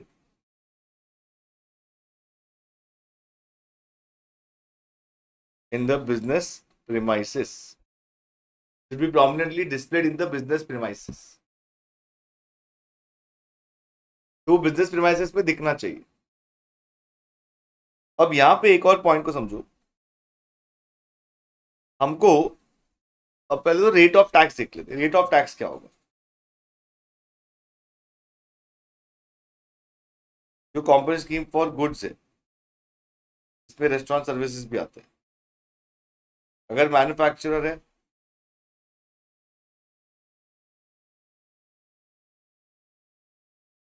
तो 2.5% plus 2.5%, sorry my bad, 0.5% plus 0.5% of turnover in a state. अगर रेस्टोरेंट सर्विसेज है सेम टू सेम है ना, उसको कॉपी करते हैं और जहां चेंज है वो चेंज कर देते। 2.5% plus 2.5% of turnover in a state. अगर ट्रेडर है 0.5% plus 0.5% of taxable turnover in a state. तो ये तो पूरा 0.5 0.5 है, ये भी आप कॉपी कर लेते हैं। ये क्यों लिखा है आपने? एक तो जब भी आप ऐसे कॉपी करके लिखते हो ना, हमको नहीं अच्छा लगता सर, हमको तो लिखना पड़ता है ना सब। अरे तो आप लिखो, आपको सीए बनना है, मैं सीए बन चुका हूं, मैं ये सब ऑलरेडी कर चुका हूं मैंने, ठीक है। अब आपको मेहनत करनी है ना। तो जैसे फॉर एग्जांपल एक कॉर्पोरेट स्टोरी है जिसमें एक ईगल एकदम टॉप पे, मतलब कुछ झाड़ के टॉप पे ऐसे आराम से बैठा होता है। तो वहां से एक छोटा जानवर आता है और वो ईगल को देखता है, थोड़ा डरता है, तो ईगल को पूछता है वो कि मैं इधर नीचे आराम कर लूं कैसे। तो ईगल उस समय कुछ ऐसे खाने के मूड में नहीं होता है, तो ईगल बोल देता है कि हाँ वो आराम कर लो। तो वो उधर नीचे आराम से बैठ के मस्ती में ऐसा बैठ जाता है, रिलैक्स। बाजू से एक लोमड़ी आती है, उसको छोटे से जानवर को देखती है, उसके ऊपर जंप करती है, उसको खा जाती है। तो moral of the story is, if you want to do nothing and sit idle, ensure that you are at the top. जब तक आप नीचे के लेवल पे हो तब तक स्ट्रगल करना पड़ेगा। और वो भी जस्ट एक जब हम बोलते हैं ना do nothing and sit idle, उसका मतलब होता है कि you are not doing physical work but mentally बहुत ज्यादा काम करना पड़ता है। okay? हमारे इस पे आते हैं, हम इसको एक इंपॉर्टेंट पॉइंट को ना स्किप कर दे किधर। तो सर आपने ये कॉपी क्यों नहीं किया? फिर ये कॉपी इसलिए नहीं किया क्योंकि ये सेम नहीं है। आप इसको पढ़ो अच्छे से, आप इसको पढ़ो, ओके। हाँ मुझे मालूम है आप बोल रहे हो कि सर मेरे को पैसे मांगता, मैंने ऐसे बोला ही नहीं कि आपने कॉपी क्यों नहीं किया। मेरे को समझ में आ गया था, आई नो, ठीक है, आई नो, लेकिन आपके अलावा हो सकता है किसी और को नहीं समझ में आया, मैं उनके लिए बात कर रहा हूँ, ठीक है। तो टर्नओवर यहां पे लिखा है टर्नओवर इन स्टेट, यहां पे लिखा है टैक्सेबल टर्नओवर इन स्टेट, यहां पे क्या लिखा है, टैक्सेबल टर्नओवर इन स्टेट। तो सर इसका मतलब सर अगर यहां पे मैंने कुछ सप्लाई किया है जो टैक्सेबल भी है और एग्जाम भी है, सब पे 1% लग जाएगा, यस सब पे 1% लग जाएगा, लेकिन यहां पे सिर्फ टैक्सेबल वाले पार्ट पे 1% लगेगा, एग्जाम वाले पार्ट पे 1% नहीं लगेगा। रेस्टोरेंट सर्विस के लिए तो 2.5 2.5 5% लग जाएगा। Other services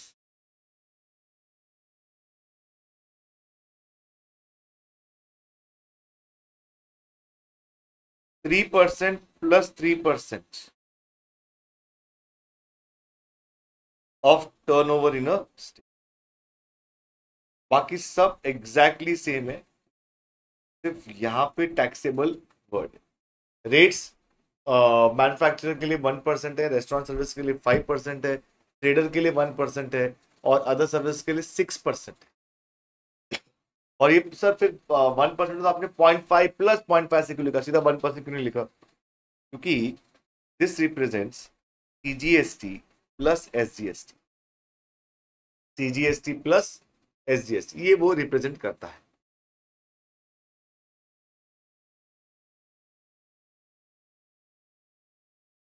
while computing aggregate turnover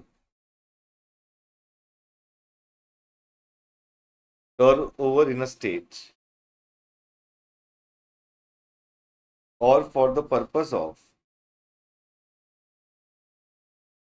marginal supply of service,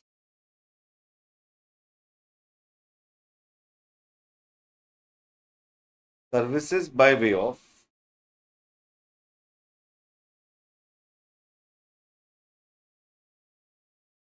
advances or loans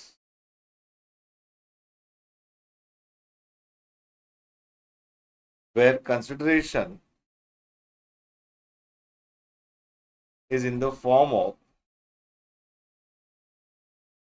interest or discount,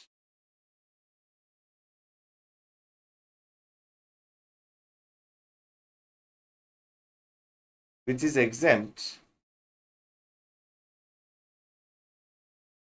under entry 27, shall be excluded, shall be excluded। तो इसका क्या मतलब हुआ, इसका मतलब देखो एक एग्जांपल में देखो,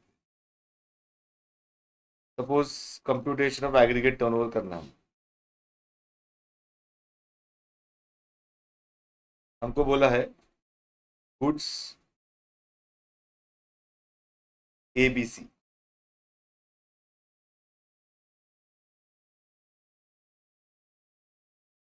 या ऐसे समझ लेते हैं इसको हम लोग, गुड्स पेन, ये सब अज्यूम्ड फिगर्स है, 18%। पेन के साथ हम लिकर भी बेच रहे हैं, ये नॉन टैक्सेबल है।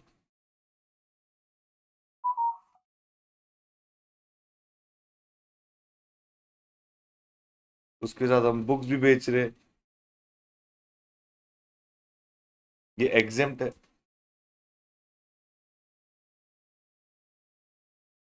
हम सर्विसेज भी प्रोवाइड करते हैं,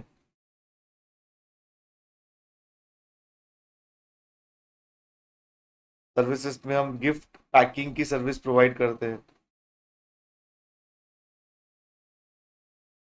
18% है।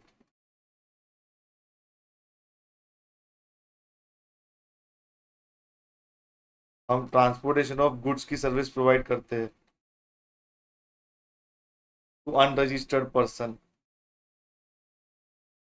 ये एग्जेम्प्ट है।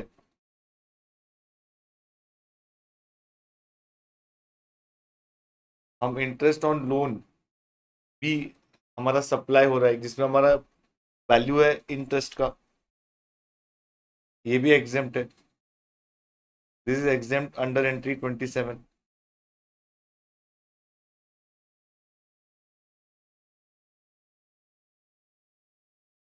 ये 40 lakhs, 2 lakhs, 20 lakh, 5 lakh, 3 lakh, 10 lakh।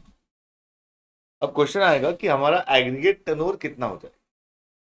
तो हमारा एग्रीगेट टर्नओवर हो जाएगा 40 + 2 + 20 + 5 + 3। इस पार्ट को हम इंक्लूड नहीं करेंगे। तो 42 और ये 20 है, तो 62 और 8 70 lakhs। तो 70 lakhs हम लिखेंगे। ये जो है इसको कंसिडर नहीं करेंगे। 40 lakh + 2 lakh + 20 lakh + 5 lakh + 3 lakh, ये जो 10 lakh है ये नहीं आएगा। तो interest on loans and advances को आप किसी में भी इंक्लूड नहीं करोगे, टर्नओवर स्टेट में भी इंक्लूड नहीं करोगे।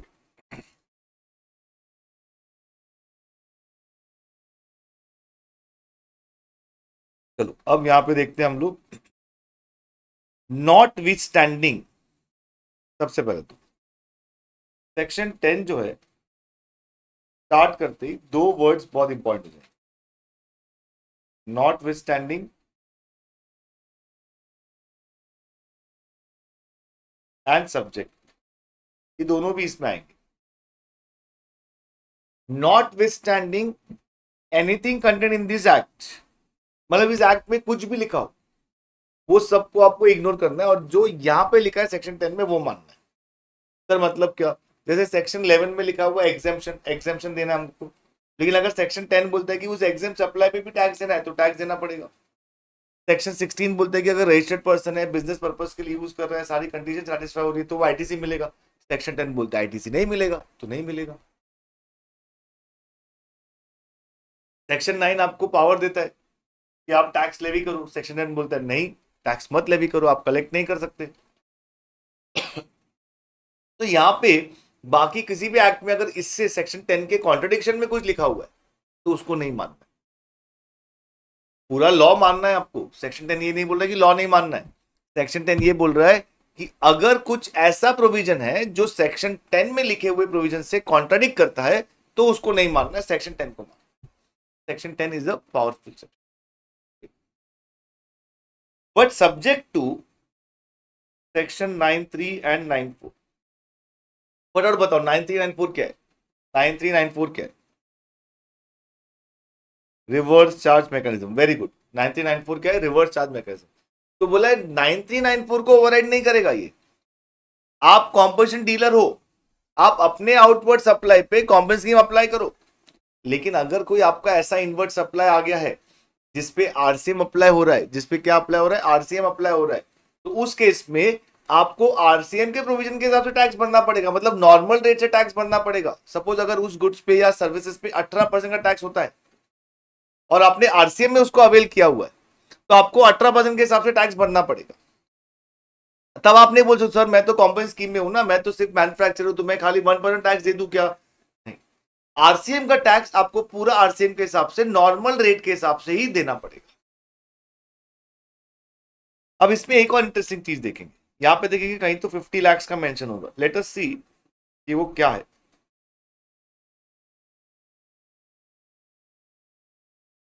Notwithstanding anything to the contrary contained in this act, but subject to the provisions of subsection 3 and subsection 4 of section 9, a registered person whose aggregate turnover in preceding financial year did not exceed 50 lakh rupees। Sir आपने बोला था 1.5 करोड़, और वो special category states में से 8 states में आपने बोला था 75 lakhs। यहाँ पे तो क्या लिखा है?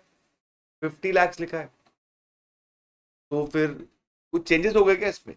नहीं। सेक्शन 10 जो है सब सेक्शन 1 अभी भी यही है। तो सर आपने कुछ गलत पढ़ा है क्या?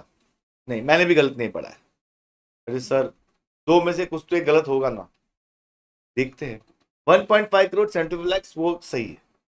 अब यहाँ पे अभी तक 50 lakhs लिखा हुआ है, आगे चल के देखते हैं इसमें कैसे चेंज होता है। मे ऑप्ट ये ऑप्शन है, ये ऑप्शन है। मतलब अगर आपका एग्रीगेट टर्नओवर पिछले फाइनेंशियल ईयर में 1.5 करोड़ से ज्यादा नहीं है तो ऐसा नहीं कि आप कॉम्पेंसेशन स्कीम में आ गए, आपको अपनी इच्छा जाहिर करनी पड़ेगी, आपको एक इंटीमेशन देना पड़ेगा आपको एक इंटीमेशन देना पड़ेगा। इंटीमेशन कैसे देंगे हम? अगर एक रजिस्टर्ड पर्सन है,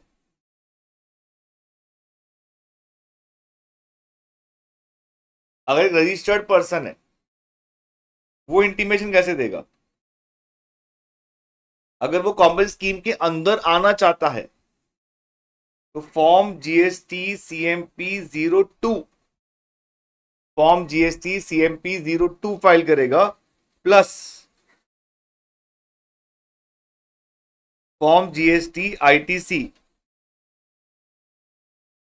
03, फॉर्म जीएसटी आईटीसी 03 फाइल करेगा।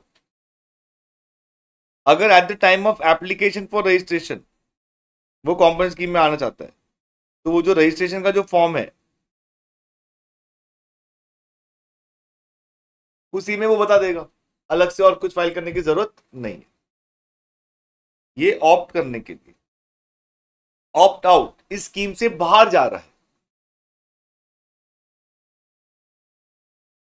फॉर्म जीएसटी सीएमपी 04 फाइल करेगा वो, along with form GST ITC 01, form GST ITC 01 file करेगा।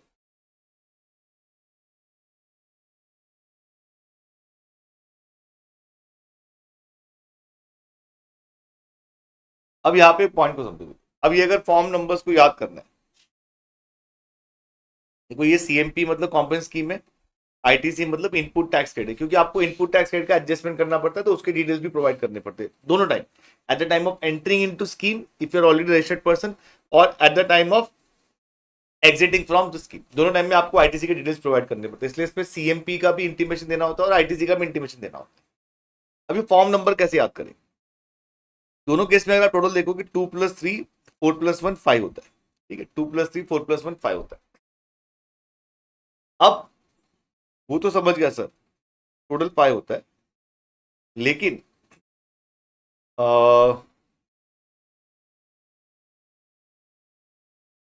टोटल यहां पे लिखेंगे, टोटल 5 होता है, लेकिन ये टोटल जो है वो 2+3 4+1 वो अलग अलग है, वो कैसे याद करें? देखो सिंपल लॉजिक समझो। किसी भी इंडिविजुअल अगर दुनिया में आता है, जब दुनिया में आता है तो कितने लोगों का कंट्रीब्यूशन होता है उसमें? कोई भी पर्सन, अगर आप दुनिया में आए हो तो कितने लोगों का कंट्रीब्यूशन होगा उसमें? बायोलॉजिकली 2 लोगों का कंट्रीब्यूशन होगा। कितने लोगों का कंट्रीब्यूशन होगा? 2 लोगों का कंट्रीब्यूशन होगा। जब कोई पर्सन दुनिया से बाहर जाता है तो कितने लोगों का सहारा चाहिए उसमें? बताओ कितने लोगों का सहारा चाहिए उसमें? 4 लोगों का सहारा चाहिए। अंदर आने के लिए 2, बाहर जाने के लिए 4, अंदर आने के लिए 2 है, बाहर जाने के लिए 4 है। अब टोटल तो हमको 5 करना है, तो 2+3 5, 4+1 5, तो ये हो गया मेरा form GST CMP 02, form GST ITC 03, form GST CMP 04, form GST ITC 01। तो मैं आपको ऐसे बहुत सारे अलग अलग टेक्निक्स बताऊंगा कुछ चीजें याद रखने के लिए। अगर आपको लगता है ये सब क्या है तो आप मत यूज करो उसको। अगर आपको लगता है उससे कोई बेटर तरीका आपके पास है तो आप उससे याद करो। याद करना जरूरी है, याद रखना जरूरी है। देखो इसके बाकी के स्टोरीज को भूल जाने का, लेकिन कंसेप्ट को फिर याद रखने का। ओके, हमारे लिए इंपॉर्टेंट है इसको याद रखना।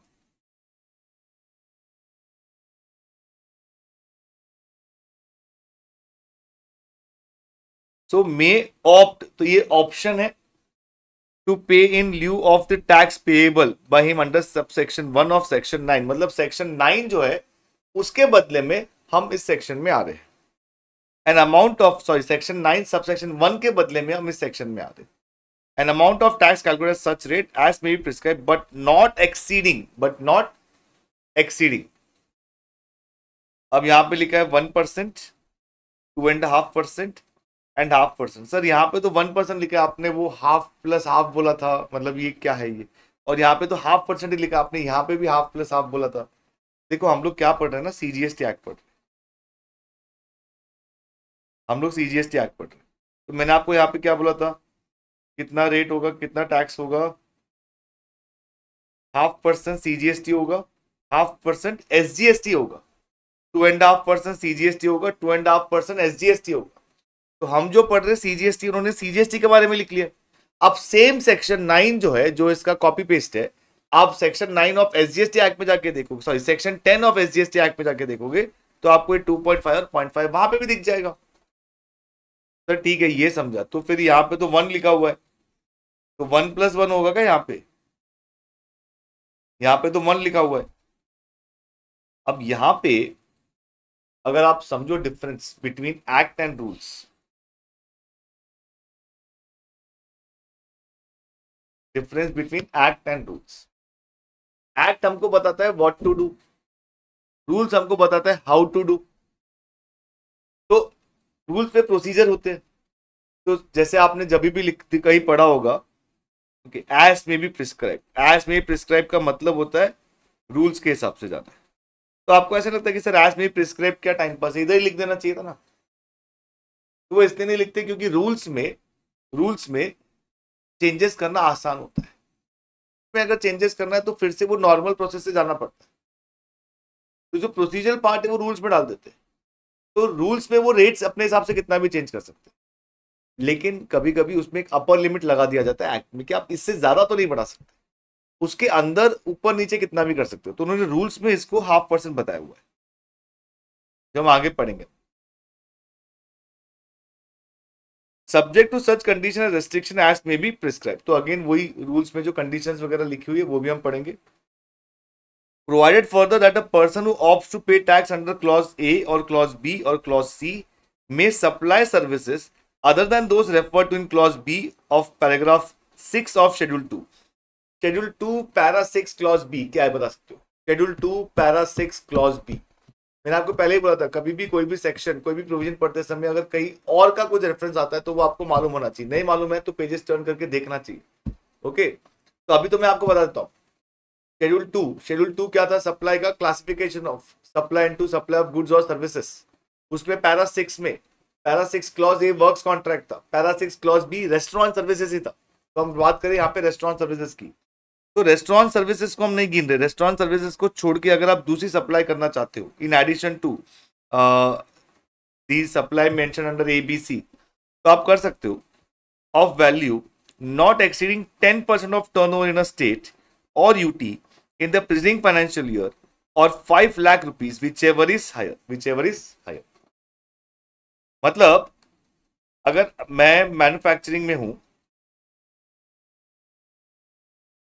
रेस्टोरेंट सर्विस भी है मेरा, और मैं कुछ अदर सर्विस भी प्रोवाइड करता हूं, तो जो रेस्ट्रिक्शन है वो खाली इस सर्विसेज पे, मतलब यहाँ पे जो लिमिट उन्होंने डिसाइड किया हुआ है कि वो 10% या 5 लाख विच हायर, उससे ज्यादा नहीं होना चाहिए, वो सिर्फ इसके लिए, that is not for restaurant services. इसके लिए उन्होंने लिखा है यहाँ पे ब्रैकेट में, other than those referred to in clause B of para 6 of schedule 2। For the purposes of second proviso the value of exempt supply of services provided by way of extending deposits, loans or advances in so far as the consideration is represented by way of interest or discount shall not be taken into account for determining the value of turnover in a state or UT। तो यहाँ पे जब marginal supply of services हमको जब compute करना है तो उसमें हम इंटरेस्ट और लोन्स एंड एडवांसेस जो है वो उसको पूरी तरह से इग्नोर करके कैलकुलेशंस करेंगे।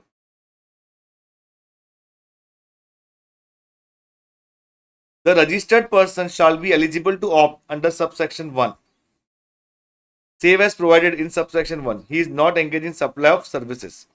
मतलब वो जो मार्जिनल सप्लाई ऑफ सर्विसेज है और रेस्टोरेंट सर्विसेज है उतने पार्ट को छोड़ के वो और सर्विसेज नहीं करना चाहिए। Then should not be engaged in making any supply of goods or services which are not liable to tax under this act, मतलब नॉन टैक्सेबल सप्लाई नहीं होना चाहिए, इंटरस्टेट आउटवर्ड सप्लाईज नहीं होना चाहिए। Then he is not engaged in making any supply of goods or services through an electronic commerce operator who is required to pay tax at source under section 52। He is not manufacturer of such goods as may be notified, and he is neither a casual taxable person nor a resident non-resident taxable person। Provided that where more than one registered person are having the same PAN, the registered person shall not be eligible to opt for the scheme under subsection 1 unless all such registered person opt to pay tax under that subsection। तो simple यहाँ पे या तो सारे opt करेंगे, यहाँ कोई भी ऑप्ट नहीं करेगा। सबसेक्शन 2A सर्विसेज के लिए सेम पॉइंट है, यहाँ पे सिर्फ लिमिट कितना पाया 50 लाख रुपीज, और यहाँ 50 लाख उसका कोई 1.5 करोड़ वगैरह नहीं हुआ है। सेक्शन 10 सबसेक्शन 1 में हमने अब तक 50 लाख देखा था, वो 1.5 करोड़ कैसे हुआ है वो हमने अब तक नहीं देखा है, हम आएंगे उस पर। देन यहाँ पे जो कंडीशंस है सेम टू सेम है, जो सर्विसेज वाली कंडीशन को छोड़ के बाकी सब सेम है। दैट वो नॉन टैक्सेबल सप्लाई में नहीं होना चाहिए, इंटरस्टेट आउटवर्ड सप्लाई में नहीं होना चाहिए, टू इलेक्ट्रॉनिक कॉमर्स ऑपरेटर नहीं होना चाहिए, मैन्युफैक्चर नोटिफाइड गुड्स नहीं होना चाहिए, सीटीपी एनआरटीपी नहीं होना चाहिए, और या तो सारे ऑप्ट करेंगे या कोई ऑप्ट नहीं कर सकता अगर एक से ज्यादा registered person under same pan है तो। The options availed by registered person under subsection 1 or 2A, as the case may be, shall lapse with effect from the day on which his aggregate turnover during a financial year exceeds the limit under subsection 1 or 2A। मतलब वो 150 लाख, 75 लाख, 50 लाख, इसमें से कोई भी अगर वो limit जो उनके लिए एप्लीकेबल अगर वो क्रॉस होगी तो इमीडिएटली स्कीम से बाहर हो जाएंगे। A taxable person to whom the provision of subsection 1 or as the case may be subsection 2A apply shall not collect any tax from recipient on supplies made by him, nor shall he be entitled to any credit of input tax। तो ये भी already point हमने discuss किया हुआ है। And अगर proper officer को लगता है कि हम इसके एलिजिबल नहीं थे और फिर भी हम इसी स्कीम में जमे रहे और ऑप्ट करके इसी स्कीम से पे करते गए, तो वो ऑब्वियसली हमसे जो टैक्सेस है वो कलेक्ट करेंगे अंडर सेक्शन 73 74, मतलब जो डिमांड एंड रिकवरी के जो सेक्शन है वो हमारे लिए ऊपर एप्लीकेबल हो जाएगा along with interest and penalty.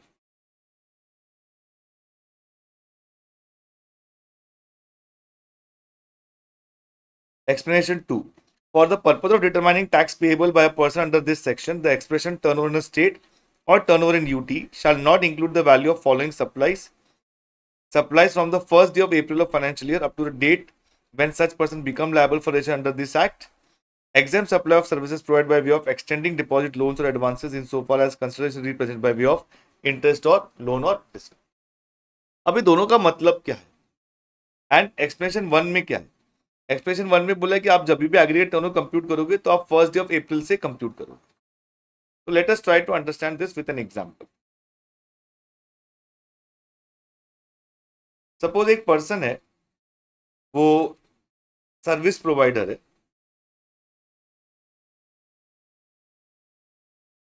उसका एक रिपेयरिंग शॉप है,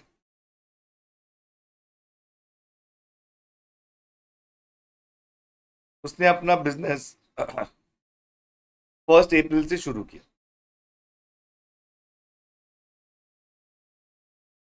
31 जुलाई को उसका टर्नओवर 20 लाख हो गया, एग्जैक्ट 20 लाख हो गया। मान लो एग्जांपल हम लोग बनाते समय सिंपल बनाते हैं, प्रैक्टिकली थोड़ा बहुत अलग होगा, बट पहले इसका कंसेप्ट को समझते हैं। 20 लाख हो गया, तो इस दिन वो लायबल फॉर रजिस्ट्रेशन हुआ, उसने अप्लाई किया और रजिस्टर सर्टिफिकेट मिल गया। ठीक है, सेम दिन मिल गया कि नहीं? सेम दिन नहीं मिला, लेकिन उसको मिल गया, और ये यहां से अब वो रजिस्टर्ड पर्सन हो गया। कब से? 1 अगस्त से। 1 अगस्त से उसने अप्लाई किया, तो 1 अगस्त से वो रजिस्टर्ड पर्सन। 1 अगस्त से लेके 31 अक्टूबर तक उसका और 30 लाख का टर्नओवर हुआ। 31 दिसंबर तक और 20 लाख हुआ, एंड 31 मार्च को और 15 लाख तक। मतलब उसका टोटल टर्नओवर हुआ है 20 + 30 + 20 + 15, 85 लाख का टर्नओवर हुआ। इस दिन इसने ऑप्ट कर लिया था for composition scheme, opted for composition scheme for services, उसने ऑप्ट कर लिया। ठीक है, अब हमको ये पता है कि जैसे ही टर्नओवर 50 लाख क्रॉस होता है, जैसे एग्रीगेट टर्नओवर 50 लाख क्रॉस होता है, वो पर्सन ऑटोमेटिकली स्कीम से बाहर हो जाता है। यहाँ पे जो कॉम्पोजिशन स्कीम का रेट है वो 6% है, 3 + 3, एंड जो नॉर्मल स्कीम में जो रेट है वो 18% है। तो इग्नोरिंग आईटीसी वाला इंपैक्ट, अगर हमको इसका टैक्स लायबिलिटी कंप्यूट करना है फॉर द ईयर, तो कैसे कंप्यूट करेंगे? देखो, सबसे पहले तो इस पार्ट में तो वो टैक्सेबल पर्सन ही नहीं था, तो यहाँ पे 1 अप्रैल से लेके 31 जुलाई जो 20 लाख टर्नओवर हुआ है उस पर लायबिलिटी नील आएगा, लायबिलिटी नील आएगा। फिर 1 अगस्त से 31 अक्टूबर जो 30 लाख हुआ है उस पर 6%, 1,80,000 आ जाएगा। 6%, क्योंकि अगर कॉम्पेंस स्कीम ऑफ किया हुआ तो 6% का टैक्स सीधा सीधा देना है। देन 1 नवंबर से 31 दिसंबर यहाँ पे और 20 लाख हुआ। अब क्वेश्चन आता है कि इस 20 लाख पे कितना उनका लायबिलिटी आएगा, 20 लाख पे कितना लायबिलिटी आएगा। तो मैं आपको बताता हूं अभी इसका आंसर। देखो आप चेक करो, आपने राइट सोचा था क्या। अब यहां पे इफेक्टिवली वो कॉम्पेंस स्कीम से बाहर निकल चुका है। तो कैसे बाहर निकल चुका है, आप देखो इसका एग्रीगेट टर्नओवर 20 + 30 50 लाख हो चुका है।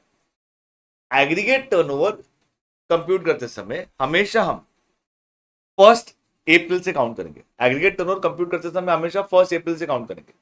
भले हमने इसके ऊपर कोई टैक्स लायबिलिटी नहीं ली है, क्योंकि तभी वो टैक्सेबल पर्सन नहीं था। टैक्स लायबिलिटी के लिए आप यहां से काउंट करोगे जब से वो इफेक्टिव डेट ऑफ रजिस्ट्रेशन होगा। तो अब यहां पे वो कॉमन स्कीम से बाहर हो चुका है, तो इस पे 18% आएगा। और ऑब्वियसली 1 जनवरी 24 से तो 31 मार्च 24 है, 15 लाख, उस पे भी 18% आएगा। तो 20 लाख का 18%, 3,60,000, और 15 लाख का 18%, 2,70,000, इतना उसका लायबिलिटी हो जाएगा। तो 3,60,000 और 1,80,000, 5,40,000, फिर 5,40,000, 8,10,000, ये इसका लायबिलिटी हो जाएगा। तो बस इसमें इंपॉर्टेंट पॉइंट यही वाला पार्ट था कि यहाँ पे वो स्कीम से बाहर निकल चुका है। हमने टैक्स कैलकुलेशन यहाँ से चालू किया, लेकिन जब एग्रीगेट टर्नओवर देख रहे तो यहाँ से देख रहे, यहाँ से देख रहे, और हम देख रहे कि एग्रीगेट टर्नओवर 50 लाख क्रॉस होते ही वो इमीडिएटली स्कीम से बाहर हो जाएगा। और यही हमको वो एक्सप्लेनेशन बताने की कोशिश कर रहा है।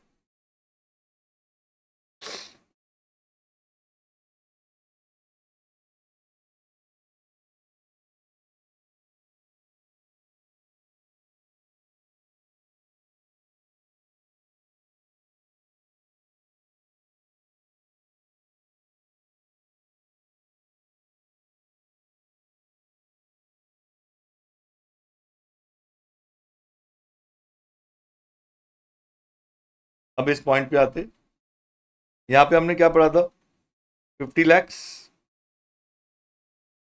provided that the government may by notification increase the said limit of 50 lakh rupees to such higher amount not exceeding 1 crore and 50 lakh rupees as may be recommended by the council।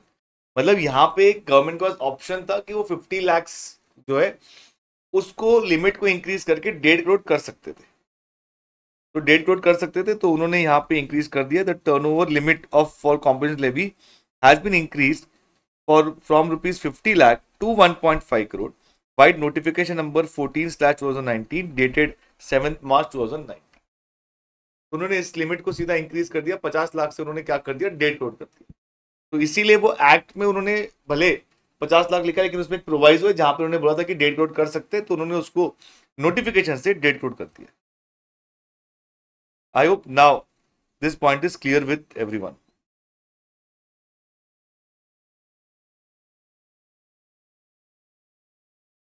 तो ये वो states है जहां पे 75 लाख का limit है,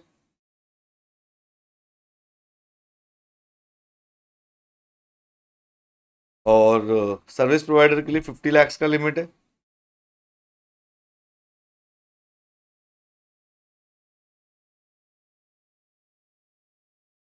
as such aggregate turnover का जो डेफिनेशन है उसमें सारे सप्लाई आते हैं, टैक्सेबल हो या एग्जेम्प्ट सप्लाई हो।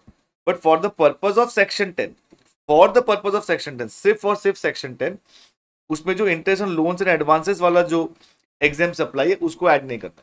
मैं फिर से बताता हूँ, एग्रीगेट टर्नओवर में interest on loans and advances जो एग्जेम्प्ट है वो भी आएगा, वो भी आएगा, लेकिन सिर्फ कॉम्पोनेंट स्कीम के लिए जब आप कंप्यूट करेंगे उसको नहीं लेंगे हम लोग, क्योंकि रजिस्ट्रेशन चैप्टर के लिए भी आपको एग्रीगेट टर्नओवर कंप्यूट करना होता है, तो उसमें आप exempt interest on loans and advances भी लोगे, लेकिन जब कॉम्पोनेंट स्कीम के लिए आएगा तब उसको आप कंसिडर नहीं करोगे।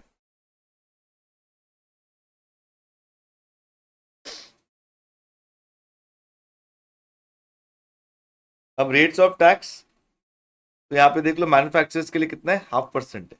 मैन्युफैक्चरर्स के लिए 0.5% है। लेकिन यस, अगर कोई ice cream, paan masala, tobacco, aerated water, fly ash bricks, fly ash aggregate, fly ash blocks, bricks of fossil meal, building bricks, earthen और रूफिंग टाइल्स, अगर ये गुड्स में डील कर रहे हैं तो वो इस स्कीम में आ ही नहीं सकते।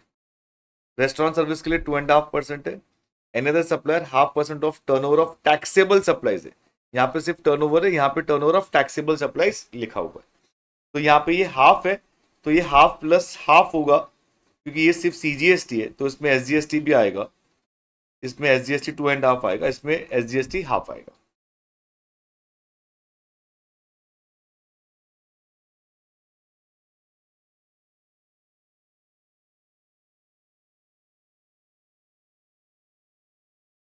देखो कुछ बेसिक बेसिक सिंपल एग्जांपल्स फटाफट एक बार देख लेते।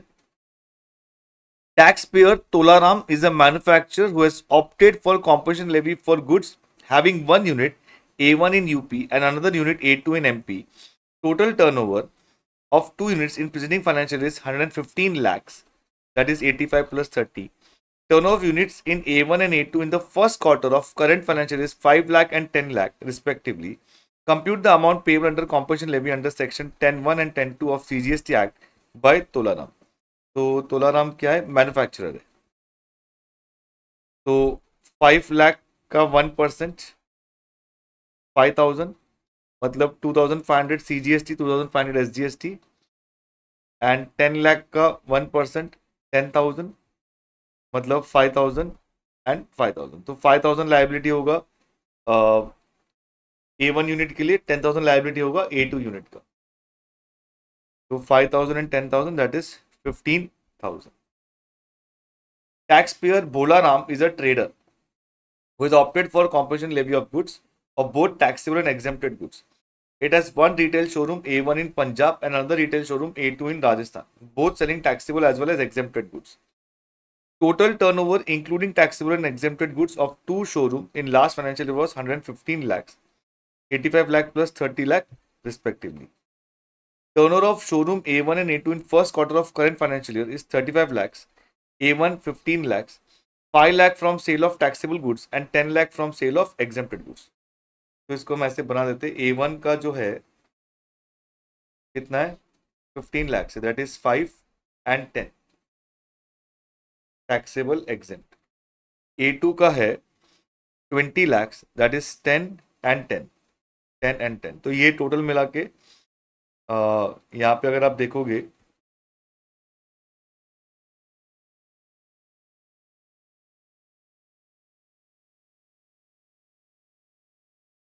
फिफ्टीन और 20 जैसे उन्होंने दिया हुआ है, 15 एंड 20 और टोटल 35 हो जाता है जैसे यहाँ पे दिया हुआ है।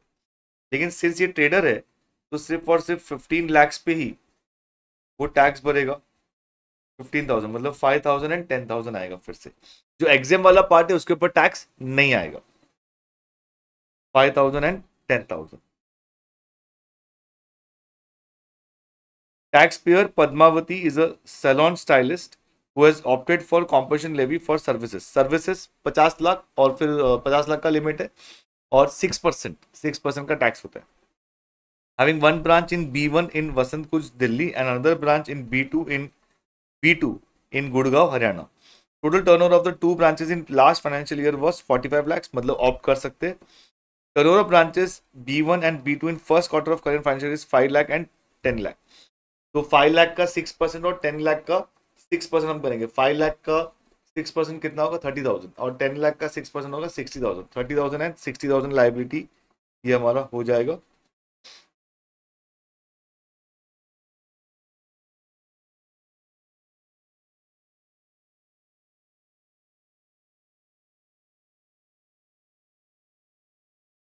A photographer Champak has commenced providing photography services in Delhi from April this year.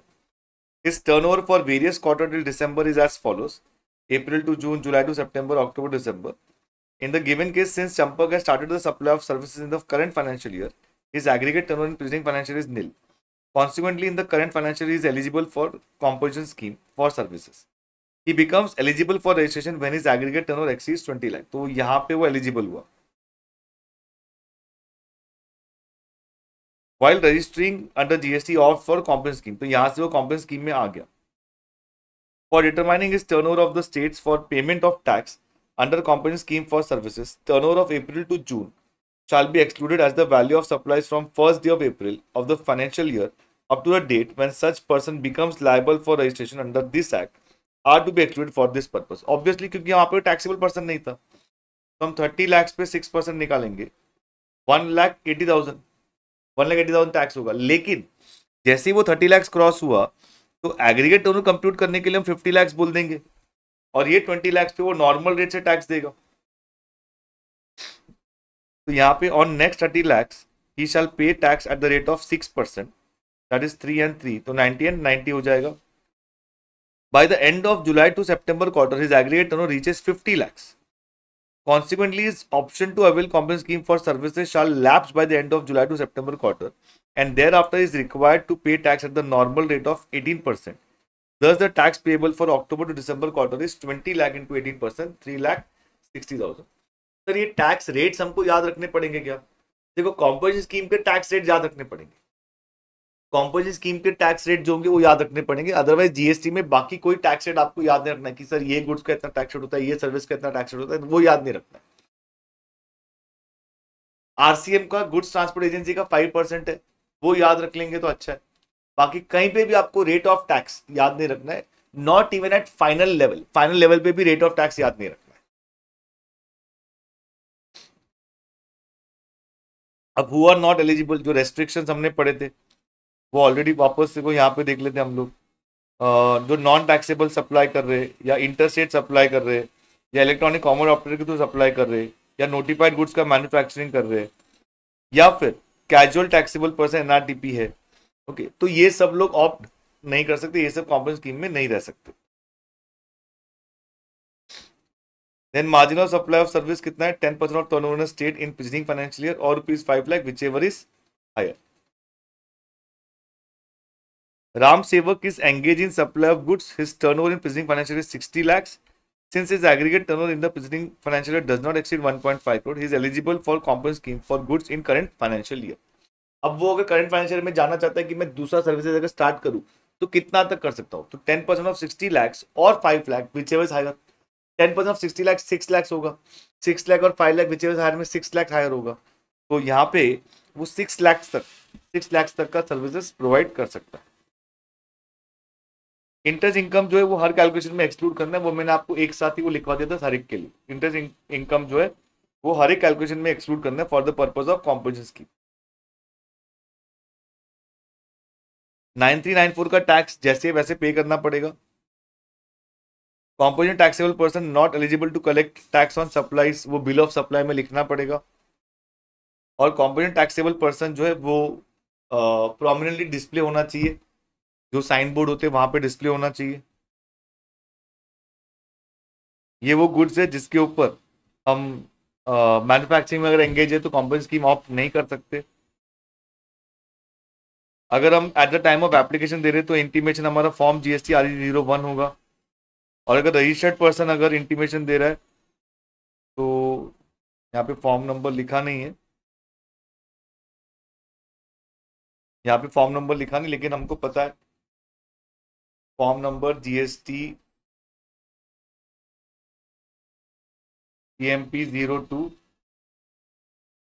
Plus form GST ITC 03।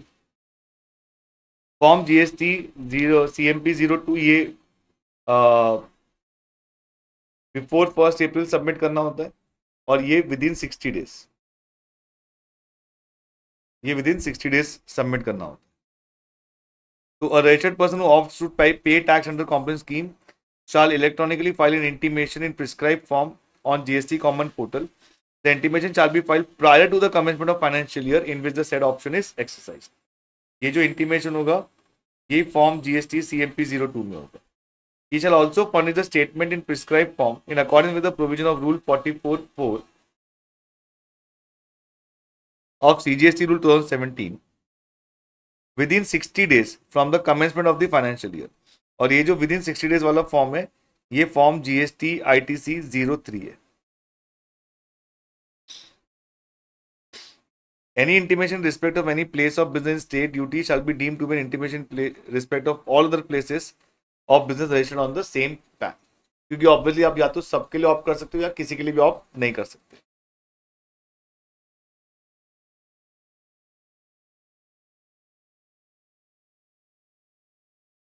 Validity of composition levy, validity मतलब जब जैसे आपने ऑप्ट किया, जब तक आप कोई कंडीशन का वायलेशन नहीं कर रहे हो, जब तक आपका एग्रीगेट टर्नओवर लिमिट को क्रॉस नहीं कर रहा है, जब तक आप खुद से ऑप्ट आउट नहीं कर रहे हो, तब तक आप इस स्कीम में बने रहोगे।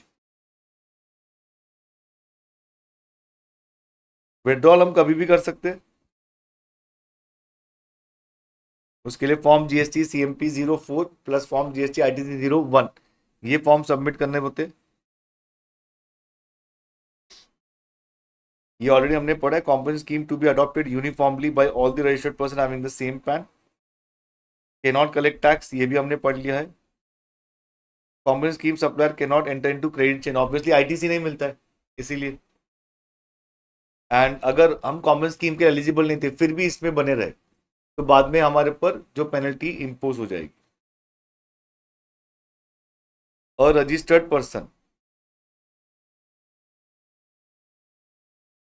dash is not eligible for compensation scheme even though his aggregate turnover does not exceed rupees 1.5 crore in preceding financial year। तो इसमें ट्रेडिंग इन पान मसाला ऐसा नहीं है। मैन्युफैक्चरिंग एडेड वाटर ये ऑप्शन हो जाएगा। Receiving any inter state inward supplies of goods ठीक है। Making supply of goods exempted by way of notification ये भी ठीक है। MCQ में जब भी आपको पहले में अगर आपको करेक्ट आंसर मिल जाता है तो भी बाकी सारे ऑप्शन हमेशा आपको रीड करने चाहिए। तो ये हमारा आंसर है क्योंकि यहाँ पे रेस्ट्रिक्शन दिया हुआ है। यहाँ पे क्या बोला देखो, ट्रेडिंग इन पान मसाला, पान मसाला की आप ट्रेडिंग में इन्वॉल्व हो सकते हो, मतलब आप बाइंग एंड सेलिंग ऑफ पान मसाला कर सकते हो, लेकिन मैन्युफैक्चरिंग एक्टिविटी में एंगेज नहीं हो सकते हो। Aladdin Electronic is engaged in intra-state supply of air conditioners and has an aggregate turnover of ₹90 lakhs in the preceding financial year. In the current financial year, it wishes to opt for composition scheme under section 10(1) and 10(2). तो क्या बोला है यहाँ पे, Aladdin electronics engage in intrastate supply of air condition. Intrastate है, air condition मतलब goods है, 90 लाख से मतलब 1.5 करोड़ से ज़्यादा नहीं है, तो वो ऑप्ट तो कर सकता है। It will start providing services of repairing of air condition. अच्छा, वो रिपेयरिंग में जाना चाहता है, तो अगर रिपेयरिंग में जाना चाहते हैं, अदर सर्विसेज है 10% of turnover state in preceding financial year और ₹5 लाख विच इज हायर। तो 90 लाख का 10% मतलब 9 लाख होगा, तो 9 लाख तक का वो सर्विस प्रोवाइड कर सकते हैं।